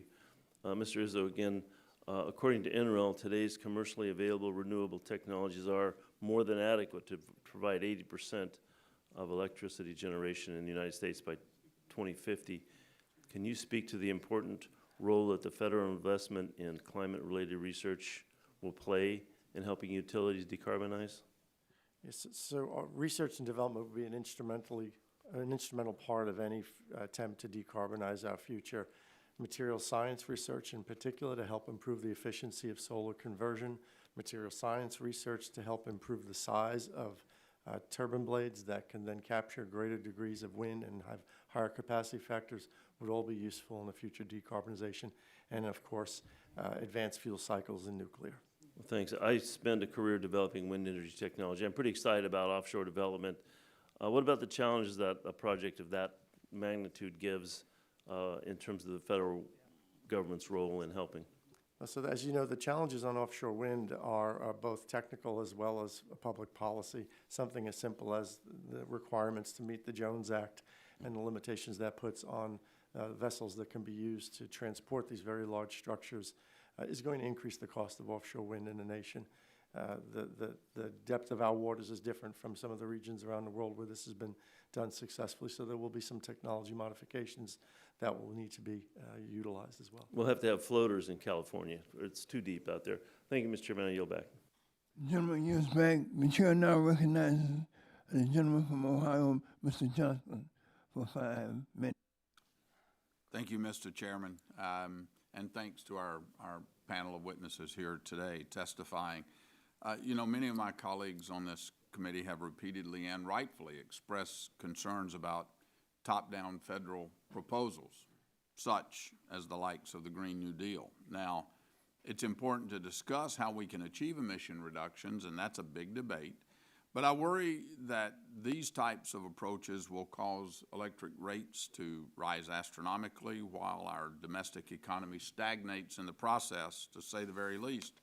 Instead of a one-size-fits-all approach to these issues, we need to ensure our laws and regulations foster competitive markets that allow our innovators to innovate and to compete.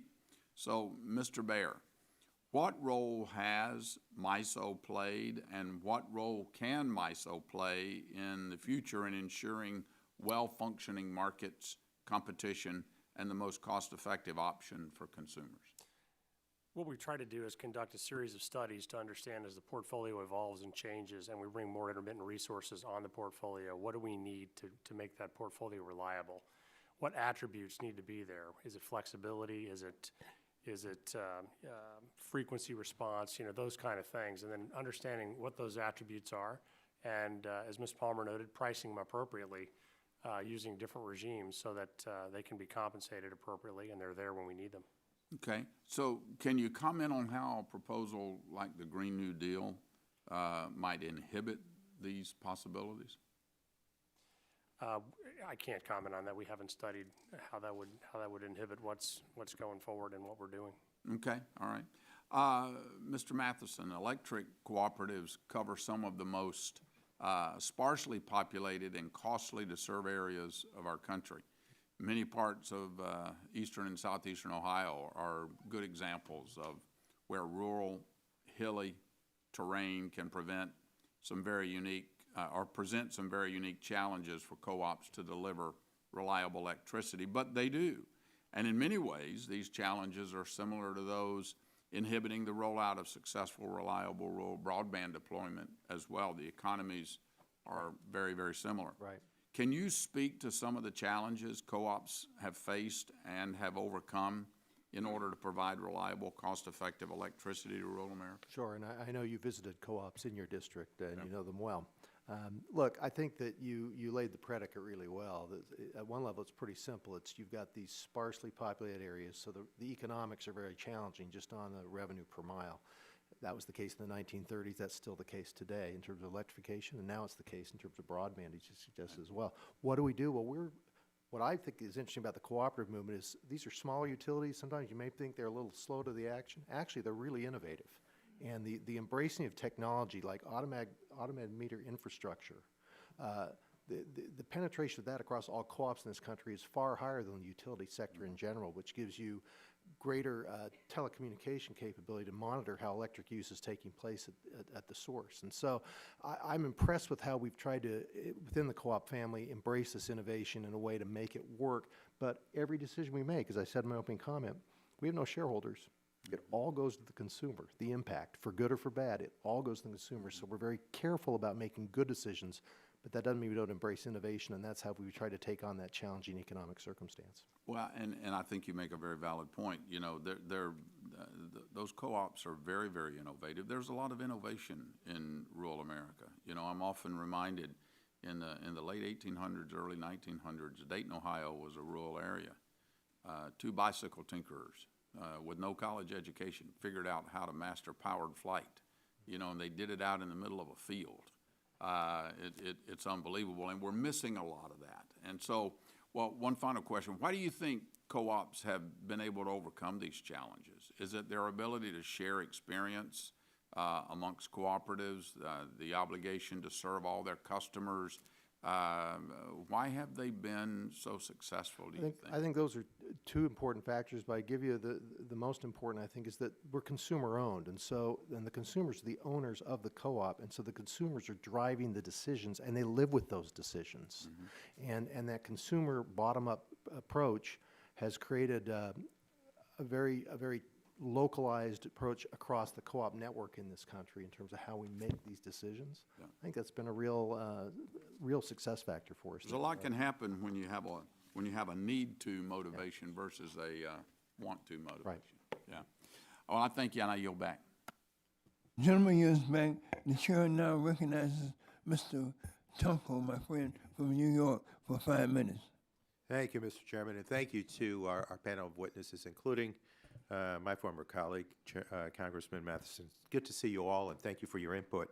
Mr. Izzo, many utilities are making commitments to 80% or more emissions reductions, but they all caution that achieving that last 20% will be difficult and will require technology developments and breakthroughs. Earlier, you shared the carbon pricing riddle with this subcommittee, and very cleverly stated. How important is setting a clear and rising price on carbon today in order to achieve commercialization of new, innovative technologies, some of which might be appearing 20 to 30 years into the future? I think, well, thank you for the question. I think it's vitally important. Most of these investments, whether it's offshore wind, battery storage, or solar farms, are multi-decade capital-intensive investments, and one pretends to understand the economics for literally 20 to 40 years out into the future.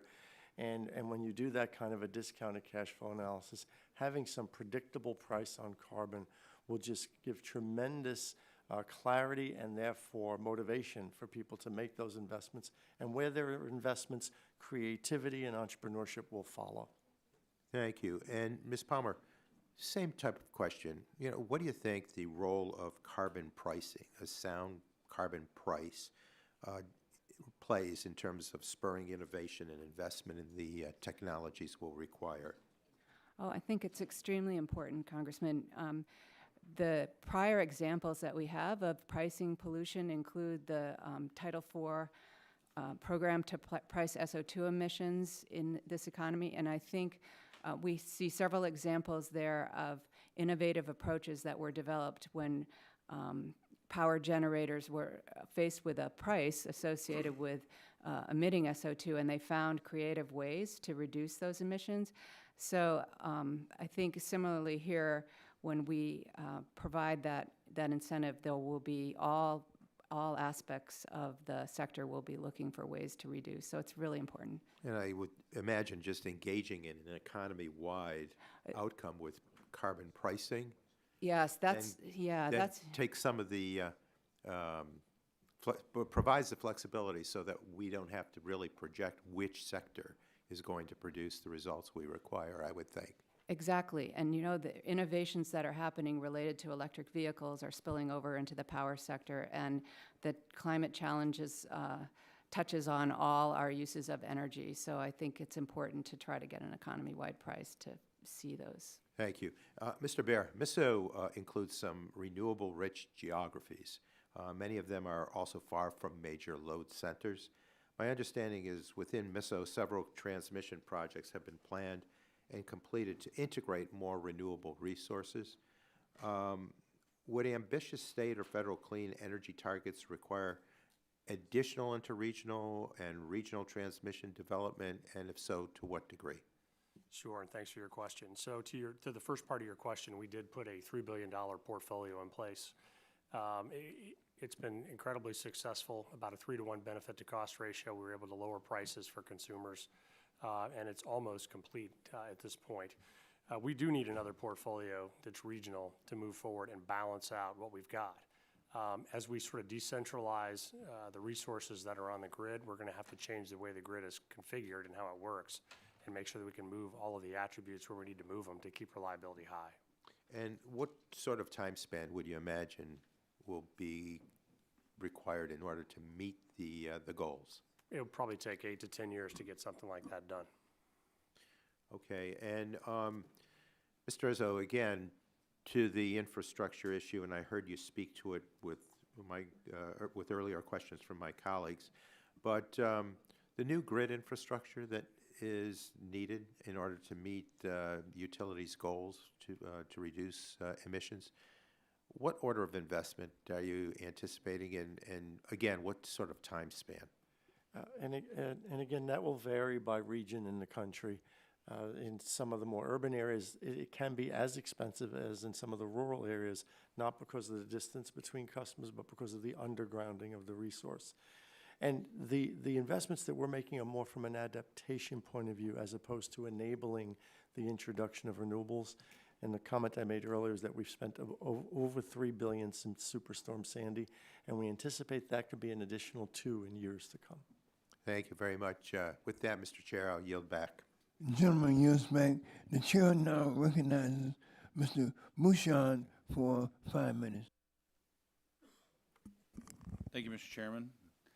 And thank you all witnesses. Sorry I had another hearing that was important, as important as this, but I looked through your testimony.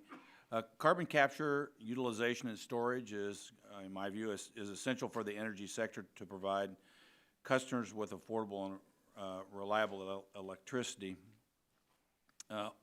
And however, as a developing technology, increased research and development is continually going to be essential, which is why I was pleased to see the Department of Energy select Prairie State Generating Company for a $15 million project supporting the design of a carbon capture system. While located in Illinois, it provides electricity to Hoosiers across my district through the Wabash Valley Power Alliance and the Indiana Municipal Power Agency. Congressman, can you maybe talk about why you think that how investment in carbon capture can help ensure both grid reliability and affordability? Well, it maintains a real reliable source, if you will. These baseload facilities are an important part of how our grid functions today. I get that the grid is changing, but I think that, and I think I heard in testimony from other witnesses, as you go higher and higher in percentage of intermittent resources, it creates greater challenges to the grid. And I think having a baseload supply is important. I think if we're going to move to a carbon-constrained world, then we've got to figure out a way to do carbon capture so that coal and natural gas can be an important part of our resource mix. Right, because, I mean, from my perspective, practically, to try to get to a carbon-neutral environment, that has to be part of the mix. That's why I support ongoing research and development, not only in renewables and across the energy sector, but I think sometimes, right now at least, we are a little short-sighted maybe in trying to say that we don't need to continue to innovate in the fossil fuel space, for example, which I support innovating and developing technology across all the inputs, potentially in the future, to a carbon neutral environment. I wanted to get that there. I have every coal mine in the state of Indiana, by the way, just so people know where my district is, and I'm from the Midwest. My dad was a coal miner, but I do understand the challenges to all of these industries. But let's not be short-sighted, not continue to innovate. Mr. Baer, I appreciate your work to ensure that we have a reliable grid 8,760 hours of the year. This is incredibly important, especially for Hoosiers and other Americans in the Midwest who have experienced the intensity of a polar vortex. However, I'm concerned that the wholesale power market does not adequately price the resiliency attributes of baseload power. Would you agree? And if so, how would you suggest addressing that issue? Does that make sense? It makes perfect sense. We don't really address the value of having that consistency and reliability that baseload provides. It's a fair comment. One of the things that we're trying to do is understand how much of that we need and where we need it, and then how to price it based on value. As was noted by several panelists, marginal cost pricing, which we've used for a long time now, is not going to get us where we need to go. Yeah. I appreciate that, because that's the other thing that I'm concerned about reliability and stability of the electrical grid. We've seen in the European experience where they've had some issues there, and the cost. I'm in rural America. I have a lot of rural areas that have, let's say, low-income individuals and also seniors on fixed incomes across all of our districts and across the United States. And so I think if we get too far ahead of ourselves here, the cost can inhibit the ability of these citizens, particularly the low-income citizens and seniors on fixed incomes, to be able to afford their electricity and their power. I'm going to ask Ms. Palmer this last question, because I heard a comment that you just made about electric cars.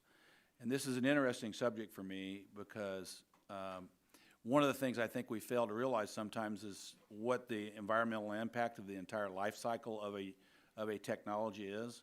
And so in my district, for example, if you have an electric car, which I support, it doesn't put out any emissions, but when you plug it into the wall, about 80% of the electricity generated comes from a coal-fired power plant. So can you explain to me why you think, I realize you decrease emissions, but I just am not convinced that particularly will change much in the overall life cycle of carbon emissions with the development of the batteries and what it costs to do that, when you plug it in, how the power is generated. Just quickly, because I'm out of time. Yeah, I think it's important to move towards a largely substantially decarbonized grid, either through adoption of clean technologies, more carbon capture and storage, and in that situation, the power that you're using to charge the battery would be clean. So I think the two kind of have to happen in tandem. Okay, I guess I'm out of time, but I guess my point is that going to electric cars alone is not going to solve our problem. No, but they are more efficient, yeah.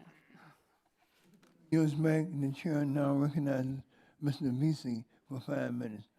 Thank you, Chairman Rush, for holding this hearing, and I'd like to thank the witnesses also for being here. I think this has been a really fascinating discussion as we talk about ways we can reduce emissions in the power sector. As you know, the power sector is responsible for about 28% of our nation's energy use and greenhouse gas emissions. And if we are going to make meaningful progress on tackling climate change, we must, of course, work to reduce these emissions through cleaner energy. And we should also look at barriers to clean energy deployment. As part of the deregulation in my home state of Texas, many consumers since the early 2000s have had the ability to decide who they buy electricity from. Allowing consumer choice has not only created some of the lowest retail prices in the nation of 11.5 cents compared to the nation average of about 12.5%, it has also allowed for consumers to seek out cleaner sources of energy. Of course, this change alone, this change, along with other market improvements in Texas, has allowed renewable energy to also rapidly grow and has seen the state decarbonize faster than any other state in the union. According to recently released data from the U.S. Energy Information Administration, Texas is the leader in electric sector decarbonization. In 2013, we closed about a third of our coal plants in the state of Texas. At the same time, Texas led the nation in adding renewable power capacity.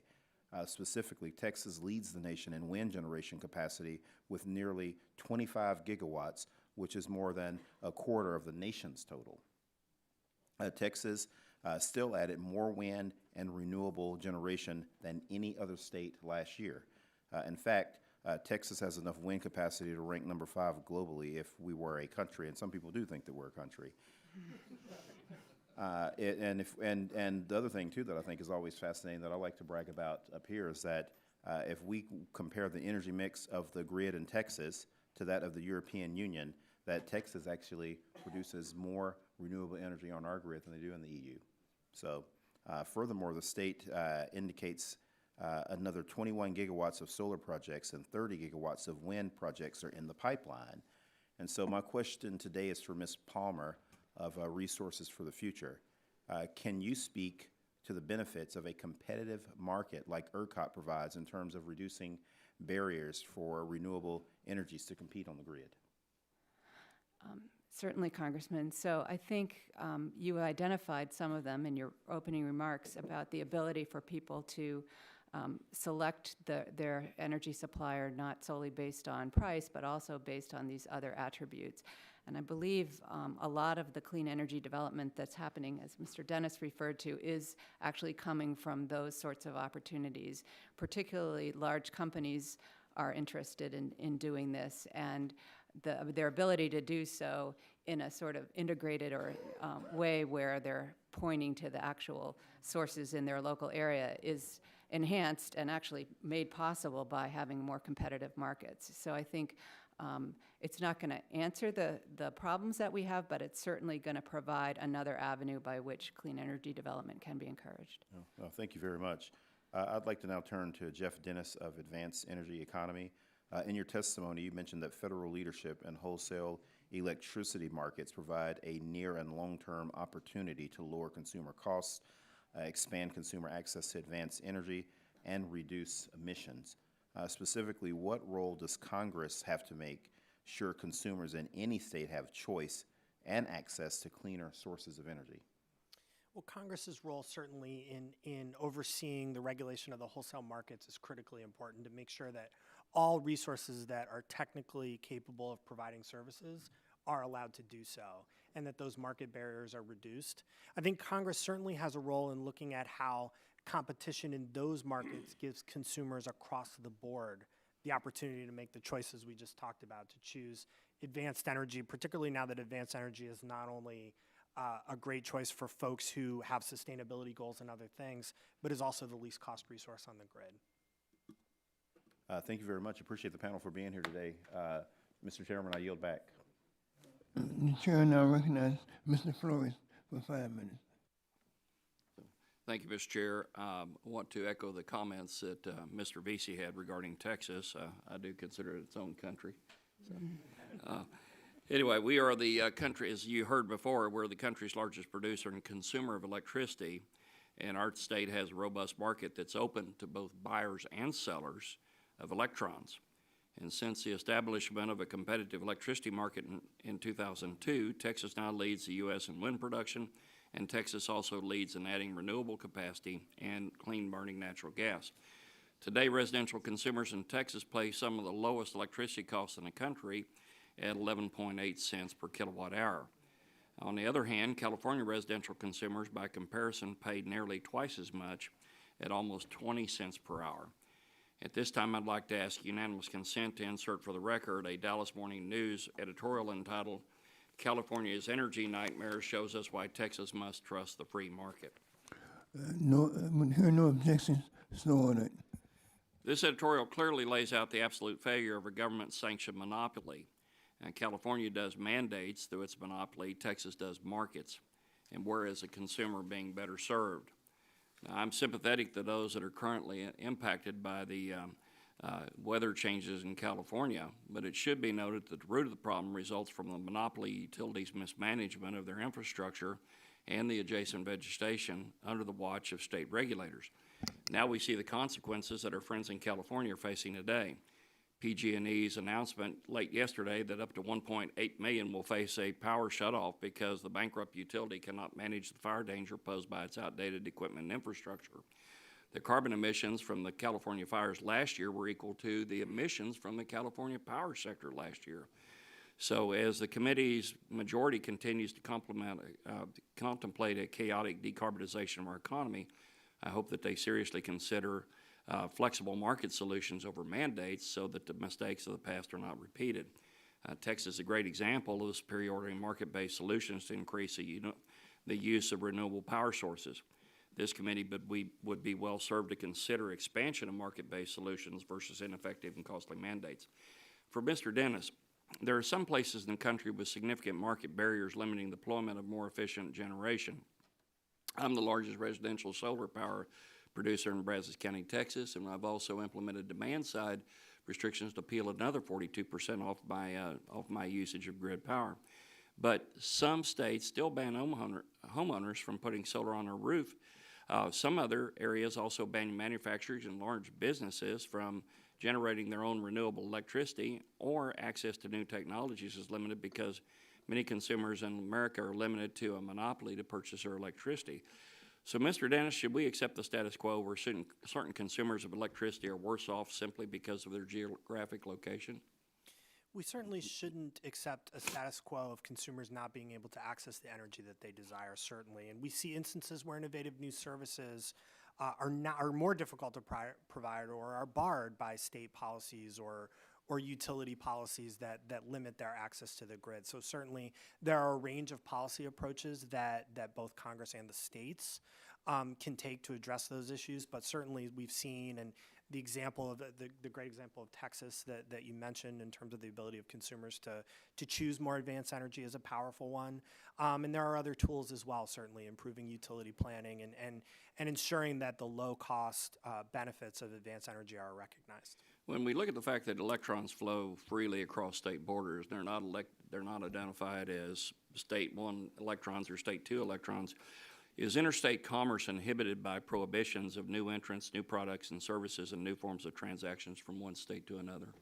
I think they can be, certainly, in instances where new technologies are able to provide a range of services across that sort of wholesale and retail divide that we've traditionally thought about the electricity grid. There can certainly be barriers that inhibit those kinds of services. Obviously, all of these things depend on the particular physics of a local area, Sure. But in general, that can happen. Should this committee consider legislation to improve access to more innovative technologies and lower cost advanced energy across all regions of the country? I think this committee should consider a range of options to continue to empower consumers to choose clean and advanced energy. As I mentioned in my testimony, 71% of the Fortune 100 and 43% of the Fortune 500 companies have clean, sustainable energy goals and want to purchase more advanced energy. There are a range of options that states and utilities can give those entities as well as residential consumers and others. and those should all be considered as we think about decarbonizing the electricity grid. And I appreciate your answers today, and I have a couple of other questions to submit for the record. I'll ask you to follow up separately. Thank you. Thank you, Congressman. Gentleman yields back. The chair now recognizes Mr. Schrader for 5 minutes. Thank you very much, Mr. Chairman. Ms. Palmer, we've got a lot of talking points these days about the best way to get to zero carbon emissions at the end of the day. And one side of the aisle is always about innovation, innovation, innovation. The other is about regulatory approaches, carbon pricing, et cetera. Are they mutually exclusive, or could we work together to come up with something with a little bit of the regulatory framework that enhances hopefully getting there, and at the same time making sure the innovation so that the different industries can actually all contribute to reducing our carbon emissions? So, Congressman, I think it's important to do both, actually. I think putting a flexible approach in, such as a price on carbon, will provide incentives to folks to innovate, both folks who are in the energy supply business and also folks who produce supplies for them and other energy storage people. But we, as has been mentioned previously at this hearing, we're pretty certain that we can get to the 80% decarbonized goal now, but the technologies that we really need to get to the 100% goal, which is an important goal, are probably largely yet to be created. And so we need to put resources into doing that. And so I think it's important to do both. So question for, maybe follow-up question to you and maybe Mr. Izzo too, frankly. You know, the idea of just pricing carbon would seem to tacitly admit that we're going to still have a lot of carbon production as a result of different energy sources in this country.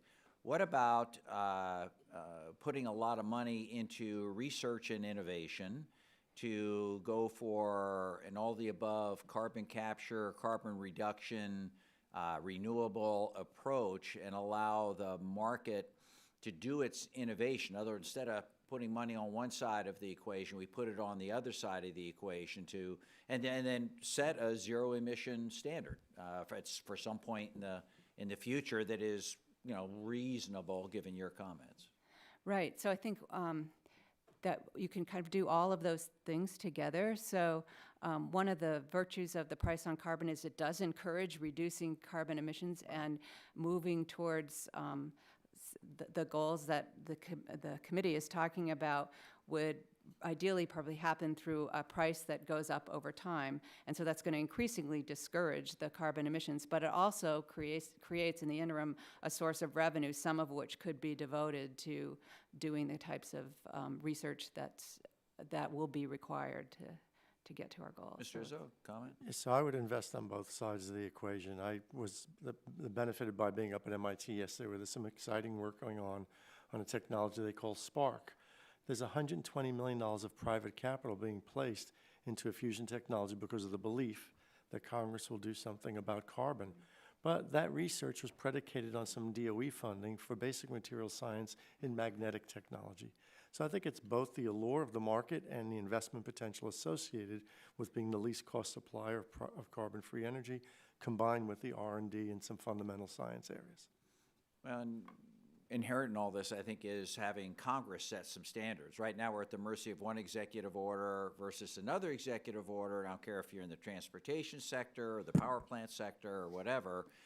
There's no certainty in the marketplace, and that prohibits businesses more than anything else, in my experience as a business person, from making those leaps into various investment areas. So if we can get, you know, in my opinion, Congress behind some regulatory framework that is market-based and encourages an all-the-above strategy to get to zero, that would actually maybe give everyone that certainty of going forward, and you guys can make the investments you need. MISO can do what it needs to do. I mean, it just, to me, makes a lot more sense. And so hopefully we'll have opportunity to do some of that going forward. I'll yield back. Thank you very much. Thanks, gentlemen. The chair now recognizes the gentleman from Virginia, West Virginia, Mr. Griffin, for 5 minutes. Thank you very much, Mr. Chairman. I'm so excited by the conversation that was started by my friend, Mr. Schrader. because, and I tell my constituents this all the time, we may disagree on how to get there, but most folks are coming here trying to solve problems, and I would have to agree. I'm a big believer that we need to have parity in our research dollars coming out of DOE and other places, because we are going to continue to use the carbon-based fuels. And we've got to figure out ways to do that, and doing research on all of this so that we can get to that number, not just by saying we're going to eliminate the carbon-based fuels, oil, natural gas, coal, but by figuring out how we can do it cleaner. Another colleague brought up carbon capture and sequestration. I will tell you there's some great research going on out there, and just in my district we have a MOVA company that is now going to a prototype at Virginia Tech with panel bed filtration, which separates out through different filter processes individual pollutants. I'm looking here at the screen because there's a video soon to come to a theater near you that shows how they take out, can take out with different filters NOx, SOx, fly ash, and carbon dioxide. And what they're planning on doing with it is, by having these separate panels, they can then take that product, because they're not getting it all filtered into one big box that then has to be separated. Each one of the filters would have a specific item that it filtered out, so you could then sell the CO2, you could sell the NOx, the SOx, and the fly ash, or do what you want to do. Arsenic is another one that they've mentioned in the past. That's a fantastic way to go. We've got to have the research to do it. And it's a way that we can get to zero perhaps by 2050, but not by just saying we're going to eliminate the use of our carbon-based fuels. We also have one that's having surprising effects that's already going into use, and they started off looking for ways that they could separate rare earth from the coal in central Appalachia. And so what they've done is they've got these different things, and DOE has funded a lot of this and continues to fund some research in that area.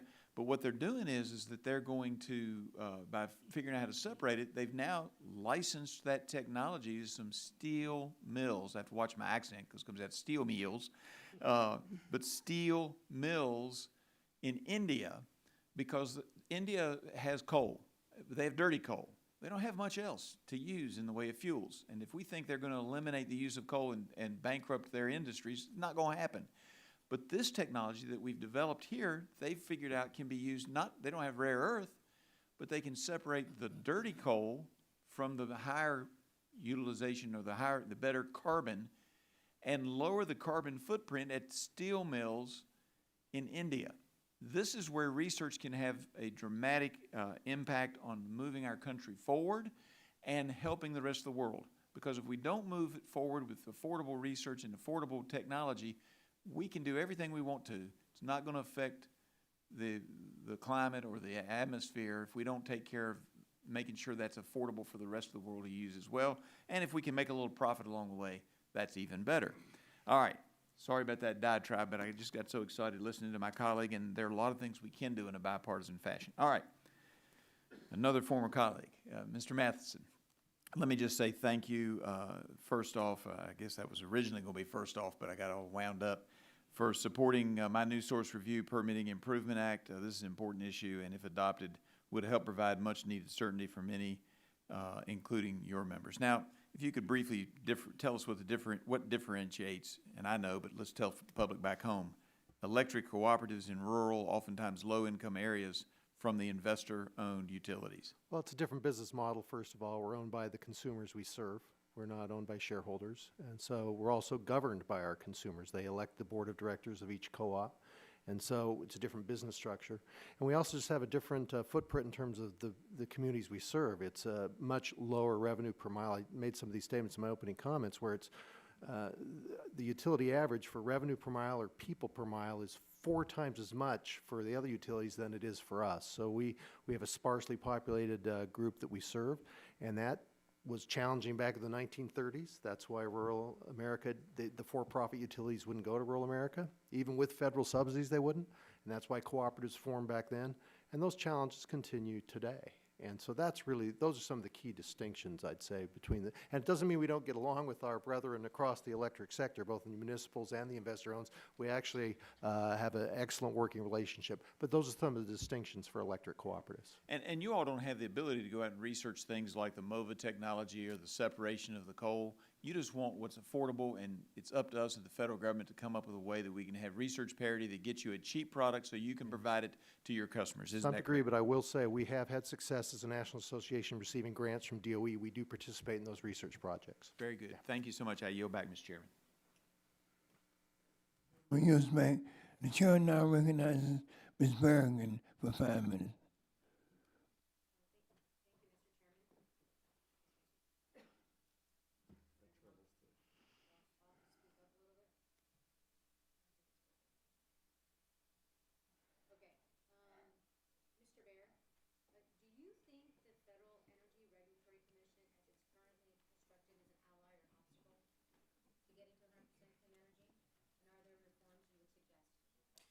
I would say there are a lot of reforms that we would suggest. I touched on some of those in my testimony where we need to rethink how we think about the electric industry, how we think about reliability in terms of using just basic capacity as a homogeneous commodity.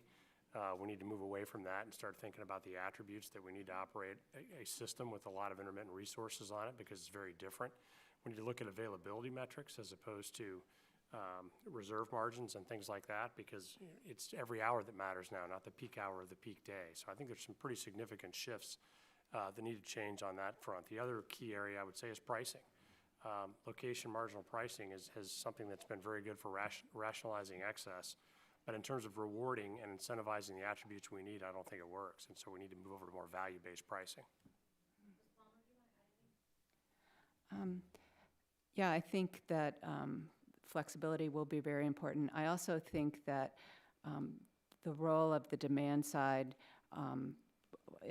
in terms of customers is going to become increasingly important. And so I think that the FERC is going to have to find ways to work with the states on this issue, because it's not really jurisdictional to them, but creating opportunities for resources on the customer side of the meter to play both in ancillary services markets, but also to face more, excuse me, time differentiated prices that will help accommodate the variable renewables will be important.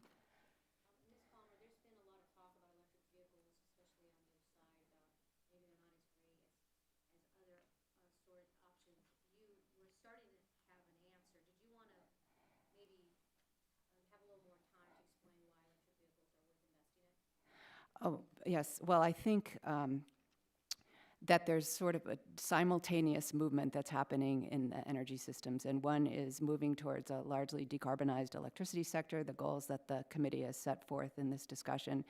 And part of that, part of what's going to happen there is the introduction of more intermittent renewables.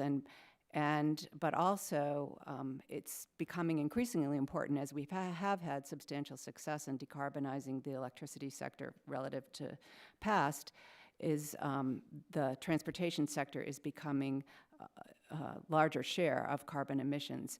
And so there may be various alternative ways to get to a decarbonized transportation system, but a lot of modeling suggests that electrification of transport and buildings under current cost conditions and expected cost improvements is going to be the way to do that. And so making it possible to electrify vehicles, A, they're highly efficient, and B, you're getting rid of not only carbon emissions, but also other emissions associated with vehicle operations that are important.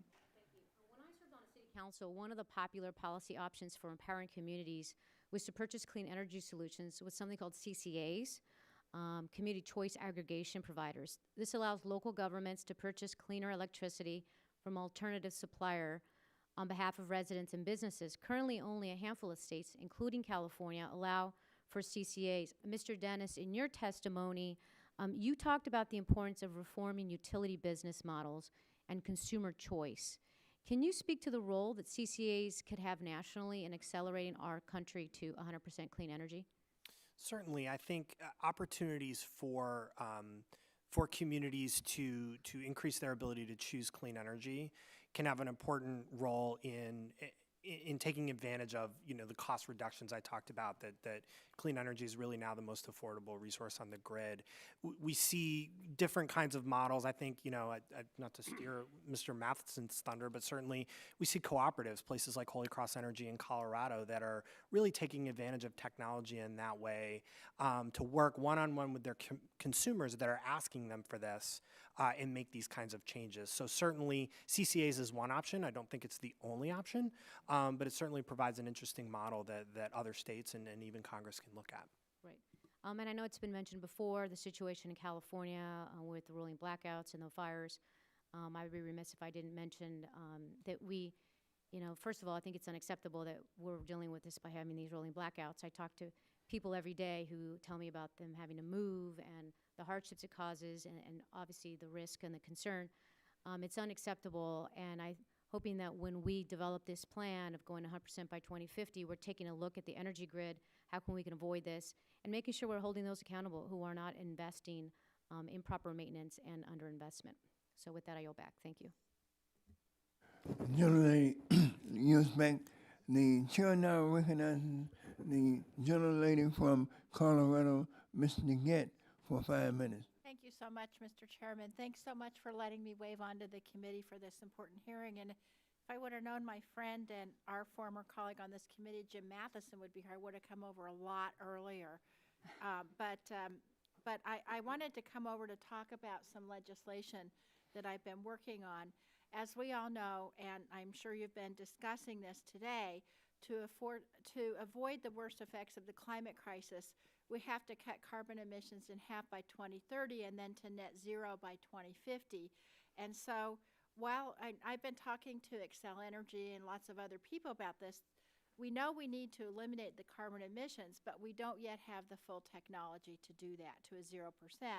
Wind and solar are critical, and we need to increase their use dramatically, but without breakthroughs in technology, those two sources alone will not get us to the 0%. And so I think we all agree we need innovation and technology to provide the reliable electricity that we've come to expect. So here's what the legislation I expect to be introducing in the next few weeks will do. And I'm hoping, I still hope we can do it on a bipartisan basis. Part of what it does is it encourages the development of the widest possible array of technologies to produce emission-free electricity. And it sets us on a course to having affordable, reliable, and 100% emission-free electricity by 2050.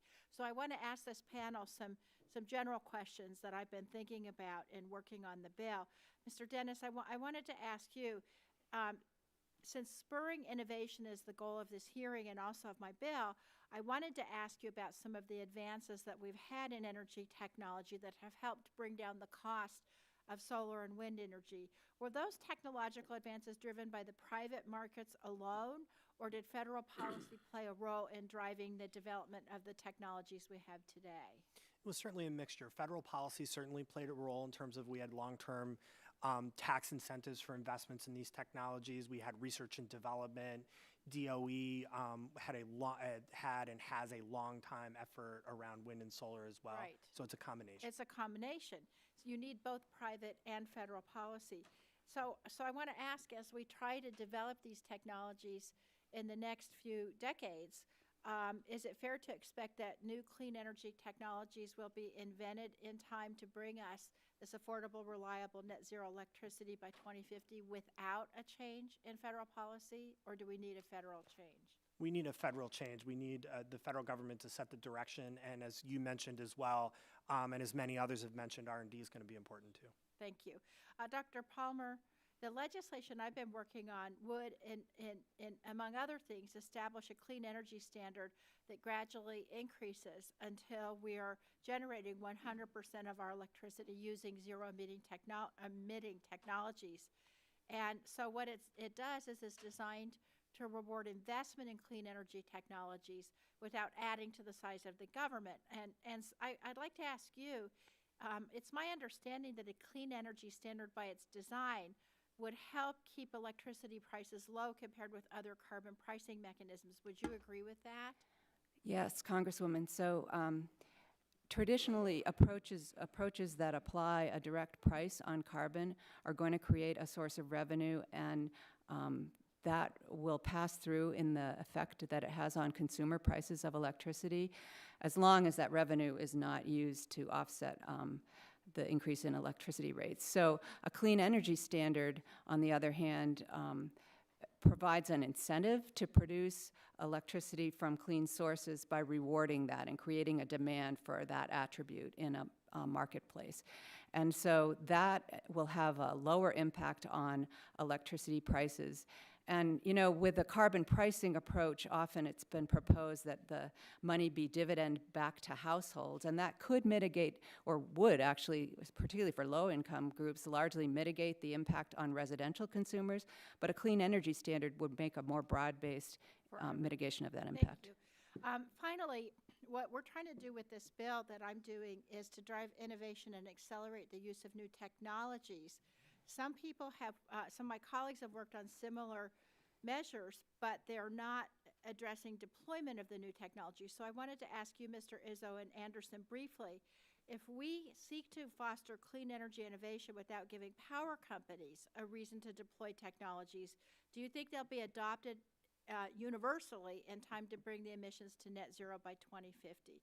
Why don't we start with you, Mr. Izzo? Yeah, I do not. I think a hallmark of utility service has been universal access, and that would be true in a renewable world as well. Thank you, Mr. Anderson, briefly. I agree with that statement. I would just say that as technologies are emerging, that we are developing programs to train people to work on them, to maintain them. But I agree with the essential point that he just made. Thank you. Thank you very much, Mr. Chairman. I yield back.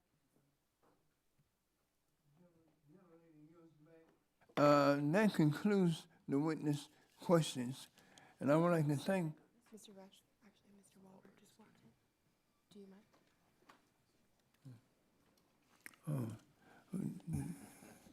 mind? The chair stands corrected. The chair now recognizes Mr. Wahlberg for 5 minutes. Thank you, Mr. Chairman. And I just spoke to my Michigan bankers, and they said, let's keep the energy on. And any way we can power to our rural areas, that's great. Thanks to the panel for being here. Let me cut to the chase here. Mr. Anderson, in your testimony, you mentioned the UWUA's Power for America Training Trust, P4A, and its partnership that we have. I appreciate the fact with Consumers Energy in my district in achieving the first Department of Labor certified apprenticeship program in renewable energy. I had a chance to talk with some of the students and the excitement that they have with realizing that they are on the ground floor of a future that is going to be very special. You know, I personally support an all-of-above plan. I hope we do the research necessary to make sure that we keep all that base energy there, but we have to expand and develop as well. So that program is great. I applaud you for that. The apprenticeship program is important. It supplies skills for the future as well as the present. Wind, solar, better technologies, energy sectors as well as present sector. So let me ask you, as technology changes, it's essential that jobs evolve with them. Can you elaborate a bit more on the demand for skilled trade training to meet the needs of our ever-changing energy sector?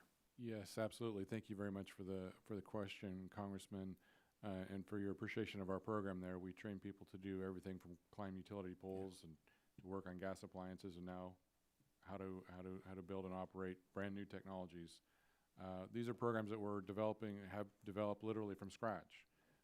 There have not been previously apprenticeship programs that broad over that many technologies, and we've had to invent it as we go along. And there will be more of that.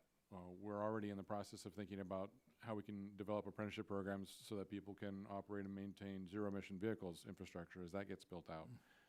We're also looking to expand what we do in wind energy to not just be on onshore wind farms, but also as offshore towers are built, we want to train people, apprentices, to go out and work on those towers as well. The technology will not stop changing, that's for sure. 10, 15 years ago, there'll be things coming online we haven't even imagined yet. And our goal at that time, I'm sure, will be to develop new programs to train people to work on those things as well. So we are using that program and programs that we want to build like that to evolve our workforce, evolve our training programs, and adapt to the changing energy systems. Of course, we have to be more resolved in encouraging students to think about those careers, whether it's climbing a pole or climbing one of those towers made in my district for the wind turbine, working on those tuning, how you tune those big blades and all the rest. This is something that we have to excite our young people with. Well, absolutely. Actually, to the point about the blades, we're in the process of figuring out how we're going to build at least part of a wind tower right there in that facility. One of the main threshold questions you have to ask an apprentice is, can you climb that? Yeah. It is very high, right? There are people who don't get over that threshold, right? But for many people, that's very exciting, right? It's a thing that they hardly could imagine doing previously. And yes, it is something that gets overlooked. People rush off to do, college tracks or whatever, and that's appropriate for some people. But I'm proud to say that many of the members who work in these industries make more money than I do. Those are very good jobs. Yeah. And they are definitely a pathway to the middle class, for sure. Mm-hmm. And beyond. Thank you, Mr. Baer, and also Mr. Matheson as well, and Mr. Izzo. I won't ask a question whether you're related to Tom Izzo, great hockey coach, Michigan State. Wish you were. We could talk about that. I think it's clear that our nation's energy grid needs to be resilient, and there's a real concern that it won't be if we don't plan carefully. Can the three of you give me your perspective on how the transmission grid needs to change to support these significant changes in the power system? Mr. Baer, we'll start with you first. Sure, thank you. Appreciate the question. I think that in looking at the grid, we're doing a lot of studies now to understand at different levels of renewable penetration what the implications are.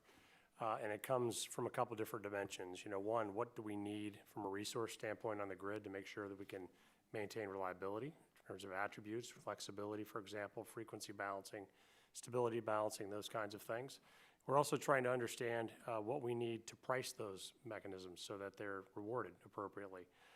And we have sort of a pricing scheme that reflects the underlying system conditions at all time. And then third, we've got to look at the transmission system itself because I think the grid needs to be much different to balance much more larger penetrations of renewables as we go forward. Okay. Mr. Matheson? I think Mr. Baer hit the high points. I think that one thing we should keep in mind when to the extent there is a transition, we should also do no harm. Our electric grid, well, everyone says it's aging, we haven't invested enough. It's actually functioning remarkably well. We have a 99.99% reliability across this country. It's a substantial investment with a great history. So let's make sure as we look at transitioning, we don't mess up what has been a pretty reliable thing over a long period of time. Could I let Mr. Izzo respond to that as well?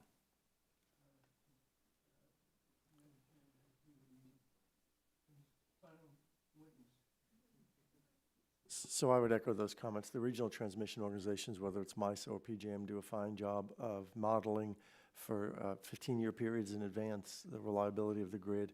FERC does a good job of creating an efficient and effective regulatory system to encourage investment. I would just point out that it should not be the burden of the utility consumer or the transmission owners to create the infrastructure that are needed to connect the renewables to load centers. That really should be a generator lead. That should be the responsibility to fully reflect the cost of the supply option being selected in the location where it's being selected. Thank you, and thank you, Mr. Chairman. That concludes the witness questions. I would like to thank our witnesses for their participation in today's hearing. And I remind members that pursuant to committee rules, they have 10 business days to submit additional questions for the record and to be answered by the witnesses who have appeared. I ask each witness to respond promptly to any such questions that you may receive.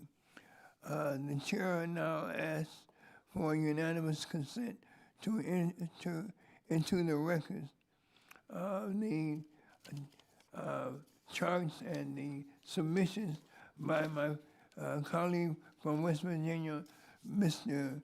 McKinley, that were omitted because of technical difficulties. Without objections, so ordered. That concludes the subcommittee hearing, and at this time, the subcommittee is adjourned. Mr. Chairman?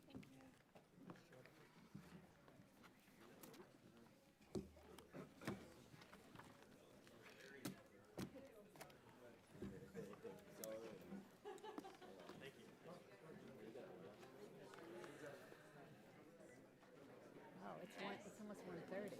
It did go on. I recognize the premium on short answers. I didn't. Short answer things.